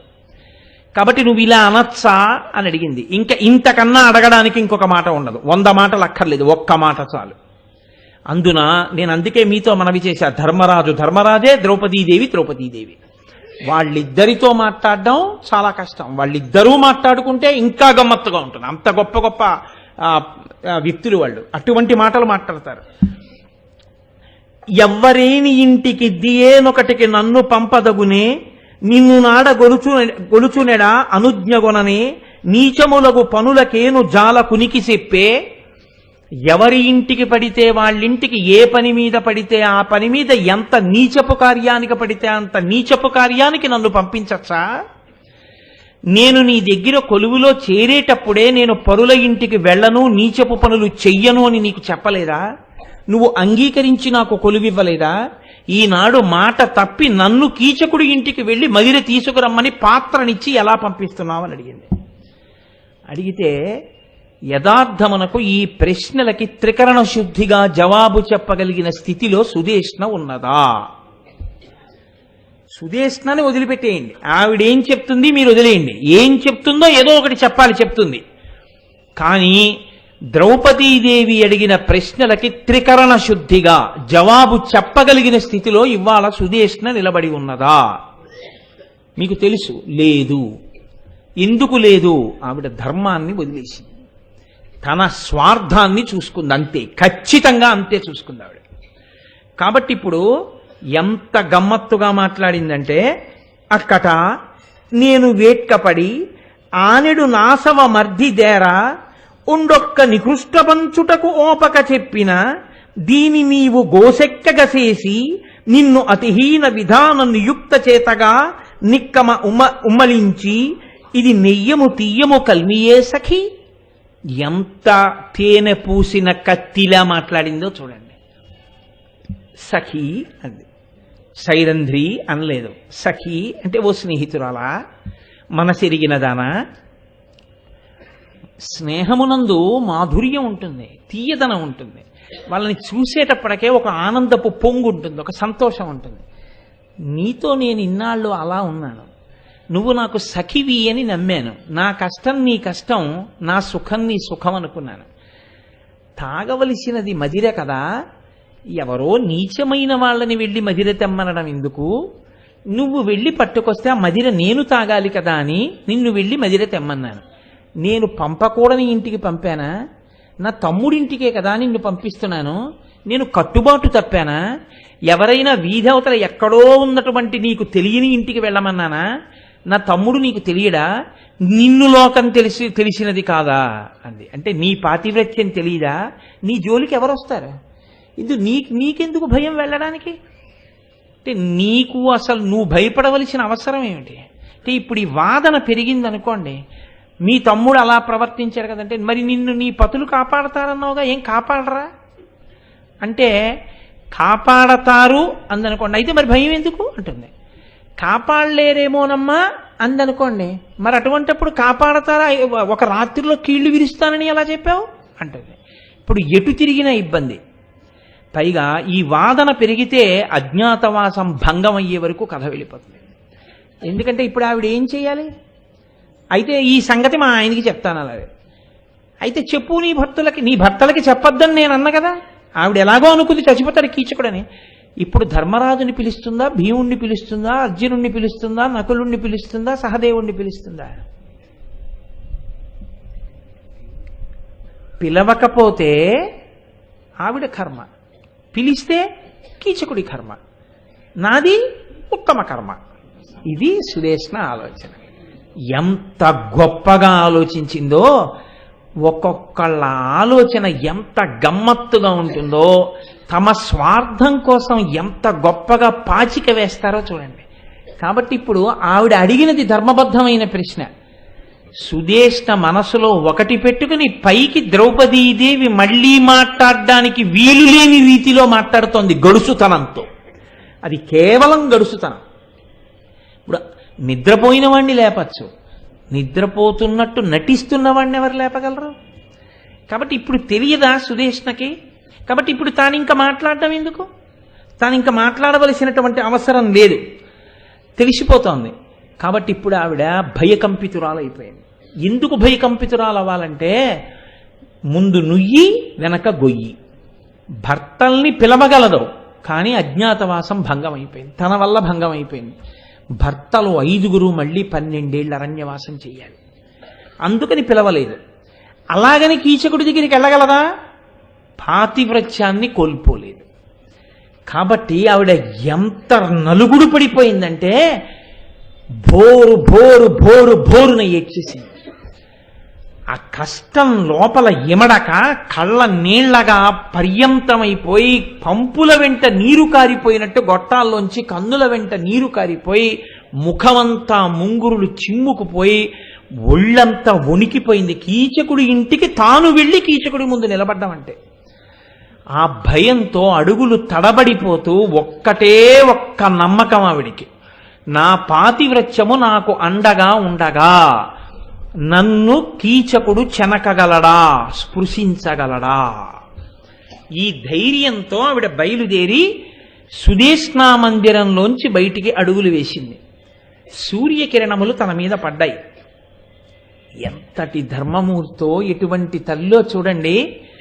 సూర్యుడి యొక్క కిరణములు తన మీద పడ్డాయని ఆవిడ పరమ భక్తితో, ఈశ్వరా ఇలా అంటే ఎండకన్నెరుగని తల్లి ఏంటుంటారు చూసారా, సూర్యుడు కూడా చూడని తల్లి అంతఃపురంలో నివసించినదని ఆమె మేలిముసుగు సరిచేసుకుని సూర్యనారాయణమూర్తి వంక చూసి ప్రార్థన చేసి ఒక నమస్కారం చేస్తోంది. ఇదే నేను మీతో మనవి చేసిన మాట. మహాభారతంలో మెరుపులున్నాయి. ఒక్కొక్క పరిస్థితిలో ఎంత క్లిష్టమైన సందర్భంలో కూడా ఈశ్వరుడు ఆదుకోగలడు. ఆయన తప్ప దిక్కు లేదు. ఎంత కష్టమైనా సరే ఇది ఎలా విడుతుందని మీరు అనకండి. ఈశ్వరుణ్ణి నమ్మితే విడి తీరుతుంది. ఖచ్చితంగా అభ్యున్నతిలోకి వచ్చి తీరుతారు. నమ్మిన వాళ్ళ చరిత్రలే దానికి తార్కాణములు. నమ్మి బతికిన వాళ్ళు మహోన్నతమైనటువంటి స్థితులలో ఉన్నారు. నమ్మి బతికిన వాళ్ళు ఎంతో సంతోషంగా ఉన్నారు. నేను ఉపన్యాసంలో చెప్తే కోటేశ్వరరావు గారు తన వాక్యాన్ని సమర్థించుకోవడానికి చెప్పారు అంటారు. కానీ నేను ఒక మాట చెప్తున్నాను, ఎన్ని ఉదాహరణలు చూపించినా వాటికి అంతు దరి అన్నది ఉండదు. ఎంత కాలం దీనికి ఉదాహరణలు చెప్పనివ్వండి, ఆ ఉపన్యాసానికి అంతుండదు. ఈశ్వరుణ్ణి నమ్మితే ఆయన పరిష్కరించలేని సమస్య లేదు అన్న ఒక్క మాటని నువ్వు సమర్థిస్తూ మాట్లాడు, ఆ ఉపన్యాసం ఎన్ని సంవత్సరాలు చెప్పినా తరగదు. కాబట్టి ఆ పూనిక ఉండడం గొప్పతనం, ఆ భక్తి ఉండడం గొప్పతనం. ఇతపూర్వం కూడా ఇటువంటి కష్టంలో ఆవిడ కృష్ణ పరమాత్మని నమ్ముకునే జీవితంలో పైకొచ్చింది. కానీ ఆ నమ్మకం త్రికరణ శుద్ధిగా ఉండాలి. ఏదో తప్పక అప్పటికి నమ్మినట్టు నటించడం కాదు, ఆ నమ్మడం తిరుగులేనిదై ఉండాలి. అలా తిరుగు లేకుండా అది నువ్వు యాదృచ్ఛికంగా అనుకోకుండా నువ్వు నమ్మి ఒక్క మాట అన్నా చాలు, ఆ మాట నిన్ను కాపాడి తీరుతుంది. నేను పైకి చెప్పలేక, కక్కలేక, మింగలేక సతమతమైపోతున్నాను. కానీ యథార్థం మీకు ఆవిష్కరిస్తున్నాను. ఎన్నో మార్లు మీకు చెప్పాను, మీలో పెద్దలు ఎన్నో మార్లు విన్నారు. ప్రత్యక్ష ఉదాహరణ నా ఇంట్లోనే ఉంది. చిన్నతనంలో 2-3 ఏళ్ల వయస్సులో ఉండగా నా కూతురు తాతగారు వచ్చారని పరిగెట్టుకుంటూ తాతగారండి అని ఇలా నాలుక బయట పెట్టి పరిగెత్తినప్పుడు ఇల్లు కడిగితే పీచు వెనక్కి వెళ్ళి గడప మీద పడిపోతే నాలుక మధ్యకి తెగిపోయింది. ఇంత ముక్కతో నాలుక వేలాడుతోంది. నేను ఆనాడు పిల్ల విపరీతమైన తెలుపుగా ఉండేది. ఆ పిల్లని పట్టుకుని ఒక డాక్టర్ గారి దగ్గరికి తీసుకెళ్లేటప్పటికే ఒళ్ళంతా నెత్తుటి మయం, నాలుక ముక్క ఇంతే పట్టుతో వేలాడుతోంది. నేను చెప్తున్న ఈ మాటలు కుట్టిన డాక్టర్ గారు కూడా వింటారు. ఒకనాడు కోటేశ్వరారు ఈ సందర్భం చెప్పారే అనుకుంటారు. ఆ నాలుక తెగిపోతే ఒక డాక్టర్ దగ్గరికి తీసుకెడితే ఆయన అన్నారు, అయ్యో బాబోయ్ నేను చూస్తూ కుట్టలేనండి, ఇంకెవరి దగ్గరికన్నా తీసుకెళ్ళండి అన్నారు. ఒక మహానుభావులు తండ్రి కొడుకులు ఉండేవారు ఆ రోజుల్లో. ఎంతమందిని ఎంతో ఆప్యాయంగా చూసేవారు ఆ డాక్టర్లు. ఆ పెద్దాపురం ఊళ్ళో నేను ఉన్నప్పుడు నేను ఆ డాక్టర్ గారి దగ్గరికి తీసుకెళ్ళి, డాక్టర్ గారు ఇలా నాలుక తెగిపోయిందండి అంటే ఆయన అన్నారు, రాజమండ్రియో ఎక్కడికో తీసుకెళ్లాలండి, ఇప్పుడు ఈ నాలుక కుట్టడం కష్టం, ఎనస్థీషియా ఇస్తే ఈ వయసు పిల్లకి పక్షవాతం వస్తుంది, పైగా నాలుక ఇప్పటికే కొద్దిగా నీలంగా అయిపోతుంది, ఇక కుట్టడం కుదరదు, ముక్క కత్తిరించేస్తాను, కానీ ఇక జీవితంలో ఈ పిల్లకి మాట రాదు అంటే నేను అన్నాను, అలా కత్తిరించేయడం అనేటటువంటిది నేను తట్టుకోలేను డాక్టర్ గారు, ఎలాగోలా కుట్టేస్తే అన్నాను. ఎలాగో అలా కుట్టేయడం అంటే నోరు బద్దలు తీసి పట్టుకుంటే ఏదో చెప్పు కుట్టినట్టు కుట్టియాలంటేనండి అన్నారు. అంటే పిల్ల ఏడుపు. అప్పుడు మా ఇంట్లో ఒక బంధువు ఉండేవాడు, ఇంజనీరింగ్ చదువుకుంటే, ఆ పిల్లవాడిని పట్టుకోమంటే వాడు నోరు తెరిచి పట్టుకున్నాడు, గట్టిగా 3-4 ఏళ్ళు తెరిచి పట్టుకుంటే ఏదో కుట్టేశారు. తిత్తులు కింద వచ్చేసింది నాలుక. వచ్చేవాళ్ళు వెళ్ళేవాళ్ళు, పడిపోయిందంటే పిల్ల అండం, రావడం, ఏదమ్మా నోరు తెరు, ఏది నాలుకేది అండం. అది భయపడిపోయి అసలు నోరు తెరవడం మానేసింది. నోరు తెరిచి మాట్లాడకపోతే పర్లేదు, తాగడం ఎలా, తినడం ఎలా. 3 రోజులు అయ్యేటప్పటికీ పిల్ల ఇలా అయిపోయి చిక్కి శల్యం అయిపోయి ఏడుపు కూడా మానేసి కోడిపెట్ట అరిచినట్టు అరిచేది. నేను మనసులో నిర్ధారణ చేసుకున్నాను, ఈ పిల్ల మనకి దక్కదు, ఇది వెళ్ళిపోతుంది అని. ఒకనాటి రాత్రి పడుకుని ఉండగా పిల్ల కుయ్యో కుయ్యో అంటోంది. ఏమిటా అని లేచి చూస్తే దాని నాలుకకి అడ్డంగా అనిపించి కుట్టిన నరం పట్టుకు లాగేసింది. లాగేస్తే ఆ నాలుకకు ఉన్న నరం ఊడిపోయి మళ్ళీ ఆ ముక్క ఊడిపోయి అది వేలాడుతోంది. మళ్ళీ నెత్తుటి వరద. చిత్రం ఏమిటంటే ఆ స్థితిలో తప్ప ఏడుపు కూడా లేదు. అంటే అప్పటికే అది ఆ స్థితిలోకి వెళ్ళిపోయింది. నేను ఆ పిల్లని ఎత్తుకుని రాత్రి 1:00-2 మధ్యలో మళ్ళీ ఆ డాక్టర్ గారు తలుపు కొడితే ఆయన పాపం నిద్రలో లేచి వచ్చన్నారు. ఇంకెందుకు కోటేశ్వరారు, ఇంకా నాలుగు అంటుకోదండి, ఎందుకు ఈ పరిశ్రమ, ఇంతకన్నా పిల్ల ఏమైనా కొంచెం తినడం తాగడం జరుగుతుందేమో, కత్తిరించేద్దాం ముక్కన్నారు. మీకు ఎలా తోస్తే అలా చేసేయండి డాక్టర్ గారు అన్నారు. ఎందుకంటే ఇంకా అది బతుకుతుందన్న ఆశ నాకు లేదు. మళ్ళీ పాపం ఈ పిల్లాడే వచ్చాడు, మళ్ళీ నోరు తెరిచి పట్టుకున్నాడు, మళ్ళీ తిత్తులు కింద మళ్ళీ కుట్టేశారు. ఆయన ఎందుకో ముక్క కత్తిరించేస్తానన్న ఆయన కుట్టేశారు. కుట్టేస్తున్నప్పుడు పిల్లకి తెలివితో ఉండగా కుట్టేస్తున్నారు. నేను ఆ బయటే కూర్చున్నాను. రాత్రి 1 వేళ ఎవరు లేరు, నిషీధి. పిల్ల ఏడుపు కుయ్యి కుయ్యమంటూ చెవుల్లో పడుతోంది. నా ప్రయత్నం లేకుండానే నా కన్నుల వెంట ధారల కింద నీళ్లు కారిపోతున్నాయి. నేను ఇలా తలెత్తి చూసేటప్పటికి ఇంతంత మీసాలు పెట్టుకుని సత్యనారాయణ స్వామి కనపడ్డాడు అని. నేను ఆ నవ్వుతున్న ఆయన్ని చూసి, ఏమిటా వెకిలి నవ్వు, ఏమిటా మీసాలు, దేనికి, ఏమి సాధించానని. నీవు ఈశ్వరుడవు కనుక, సర్వసమర్థుడవు కనుక, పుట్టినదాదిగా నిన్ను నమ్మి ఉన్నాను కనుక నిన్ను నేను ఒక వరం అడుగుతున్నాను. నీవు ఈశ్వరుడవు, నువ్వు చెయ్యలేనిది ఒకటి ఉంటుందని నేను అనుకోవట్లేదు. నీవు అనుగ్రహించగలిగితే నా కూతురు నాలుకని కృపచేయి. నేను ఆమె పడుతున్న బాధని, నా శరీర బాధ అంత పడకపోయినా ఒకలా పడతాను. పెద్దాపురం నుంచి అన్నవరం కొండకి నేను కాలినడకనొస్తాను, వచ్చి నీ దర్శనం చేసుకుంటాను. నా కూతురు నాలుకని మళ్ళీ కృప చెయ్యను. మీరు నమ్మండి నమ్మపోండి, 2 రోజుల తర్వాత పిల్ల కొంచెం తాగేది, కొద్దిగా అన్నం తినేది. ఒక 10 రోజులు పోయిన తర్వాత నేను ఎన్నడూ ఇహ నాలుక వంక చూడలేదు, భయం చేత. అదని మాట రాదు సరిగ్గానని. డాక్టర్ గారి దగ్గరికి తీసుకెళ్తే ఆయన కూడా ఎలా ఉంటుందో ఏమిటో అని, ఏదమ్మా ఆను అన్నారు. చక్కగా సంతోషంగా అంది. ఆయన నాలిక చూసి తెల్లబోయారు. కోటేశ్వరారు, తెగిపోయిన నాలుక ఈ పిల్లదే అన్నారు. ఈ పిల్లదేనండి అన్నాను. ఆశ్చర్యం కోటేశ్వరారు, కుట్లిప్పడానికి లేదు, నాలుగు అంటుకుపోయింది నరంతో సహా అన్నారు. నేను పరమ పవిత్రమైన అయ్యప్ప స్వామి దేవాలయ ప్రాంగణ వేదిక మీద భారతం చెప్తున్నాను ఈ ఘట్టం. మీకు ఎన్నో మార్లు చెప్పాను కూడా. ఆ పిల్లకి ఇప్పటికీ ఎప్పుడైనా నన్ను నాన్నగారండి ఎందుకండి అన్ని డేట్లు ఇచ్చేస్తారు, అంత అలిసిపోయి కూడాను, ఏం కొన్నాళ్ళు విశ్రాంతి తీసుకోకూడదా, ఎందుకు ఆ ఉపన్యాసాలు మీకు అంటే, అమ్మా ఇప్పుడు ఇంత నోటితో నా మీద అరుస్తున్నావు, కానీ నేను ఎవడి గురించి చెప్పుకున్నానో వాడేనమ్మా నీకు ఈ నోరిచ్చిన వాడంటాను. ఆడపిల్లకే మార్చి 11వ తారీఖున కన్యాదానం చేసి నేను కృతార్థుడనవుతున్నాను. కాబట్టి నేను ఆ మాటని అంత ఒత్తి చెప్పడం వెనక కారణం అది. ఉన్నాడా లేడా ఈశ్వరుడు? ఉన్నాడు. మీరు జరగదన్నది జరిపించగలడు. మీరు నమ్మగలిగితే చాలు. ఎవరి జీవితంలోనైనా అంతే. ఆ పూనిక ఉంది ద్రౌపదీదేవికి, ఆవిడికి ఆ నమ్మకం ఉంది. కాబట్టి ఇప్పుడు భర్తల్ని పిలిస్తే అజ్ఞాతవాస భంగం అవుతుంది. కాబట్టి ఆ తల్లి బయటికి వచ్చి ప్రత్యక్ష సాక్షి, కంటికి ఎదురుగుండా కనపడేటటువంటి పరమాత్మ స్వరూపం సూర్యనారాయణుడు.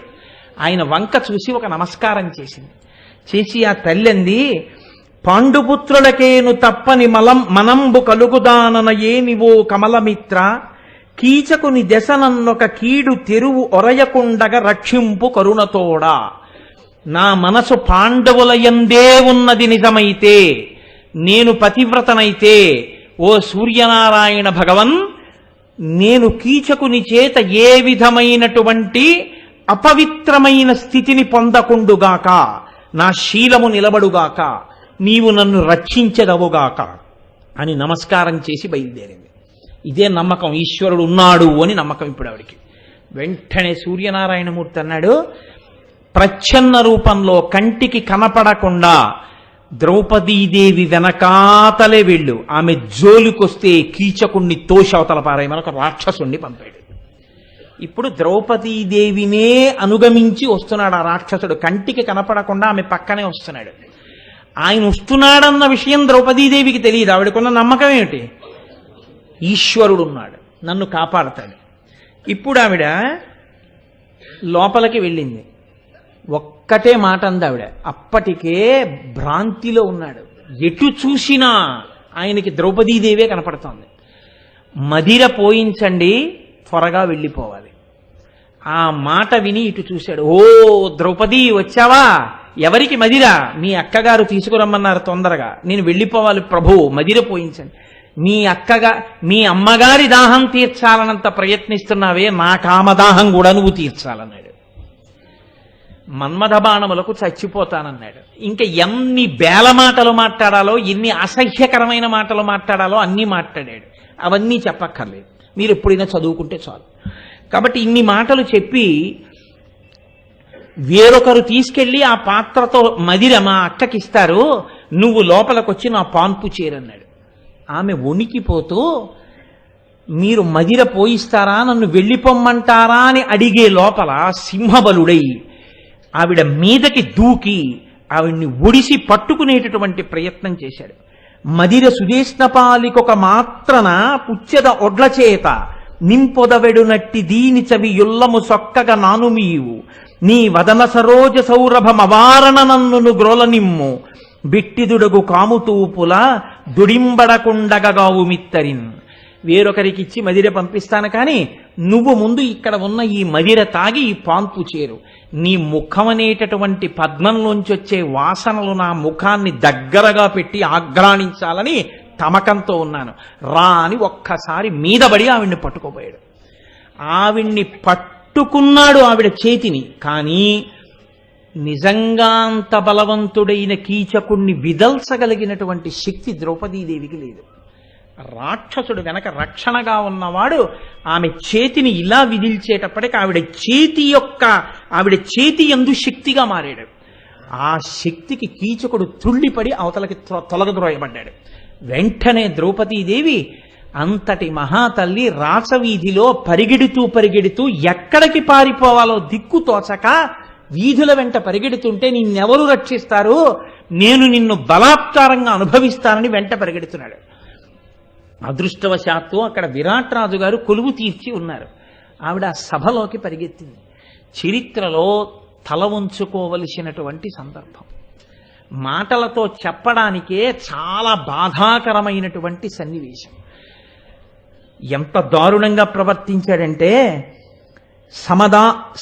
సమద వారణము జంగమలత వెనుకొని సరభసంబున బట్ట జనువిధమున క్రూర దానవుడు భూచారి నిర్జర కాంత బొదువు రయమ్మున పోవు భంగి ఘోర గృధ్రము సుకుమార నాగాంగన పటుగతి ఒడియంగ బారుకరణి ప్రబల బిడాలంబు బాలశారిక మీద నడరి సత్వరముగ నురుగుమాట్కి సింహబలుడచ్చు దగ్గరత జిగురబోడి పజ్జ గడుబిడి దగిలి కోపంబుగదురా ఒడిచి తలపట్టి దిగిచి మహోగ్రవృత్తి గొంకు కొసరించుకుయులేక కులదాచే.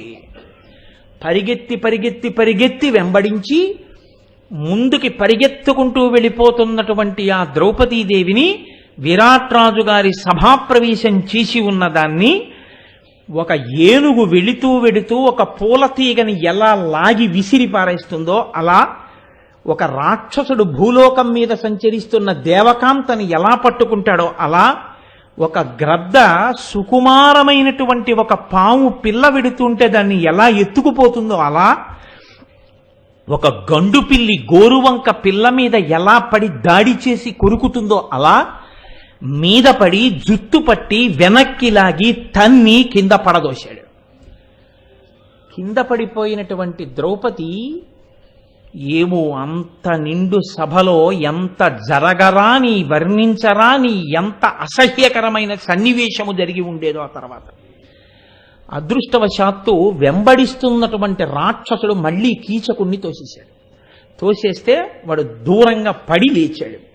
ఇత పూర్వం ఎన్నడూ ఇలా సభాముఖంగా అవమానింపబడిన వాడు కాడు కనుక బుసలు కొడుతూ విపరీతమైన కోపంతో ఈ సభలోనే నేను బలాత్కరిస్తే ఏం జరుగుతుందన్నట్లు నిలబడ్డాడు.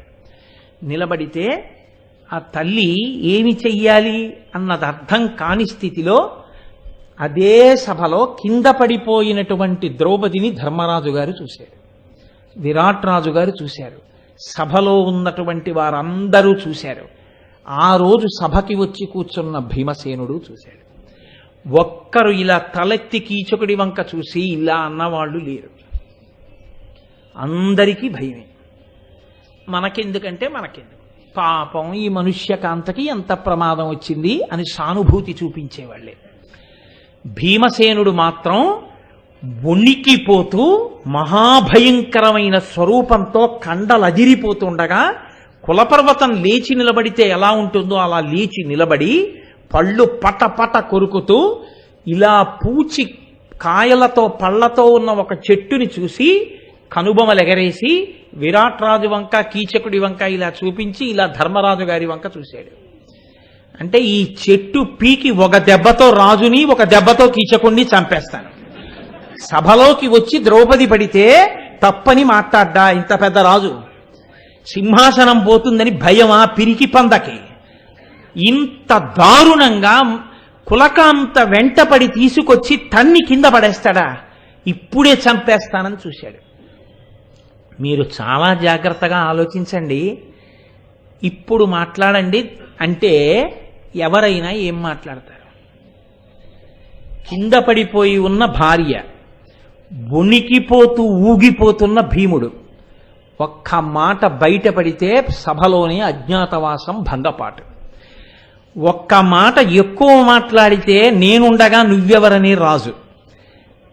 గదమాయిద్దామంటే పౌరుష ప్రతాపములు లేక కీచకుడి చేతిలో కీలుబొమ్మగా మిగిలిపోయినటువంటి ప్రభువు, ఆవేశంతో నిలబడిన కీచకుడు, అనునయించడానికి తిన్నగా భీమసేన అని ఉపాయం చెప్పడానికి అవకాశం లేని సభ.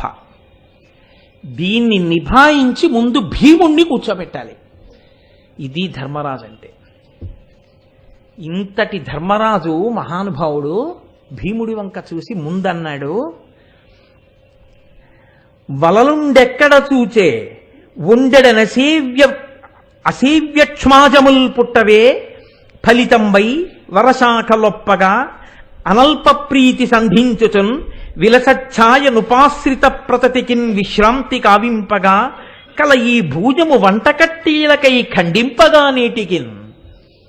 అరెరెరే, పూలతో పళ్లతో పెద్ద పెద్ద కొమ్మలతో వచ్చి ఆశ్రయించి కూర్చున్న వాళ్ళకి నీడనిస్తూ ఇంత పెద్దగా పెరిగినటువంటి పచ్చగా ఉన్న ఈ చెట్టుని భీముడు చూస్తున్నాడు.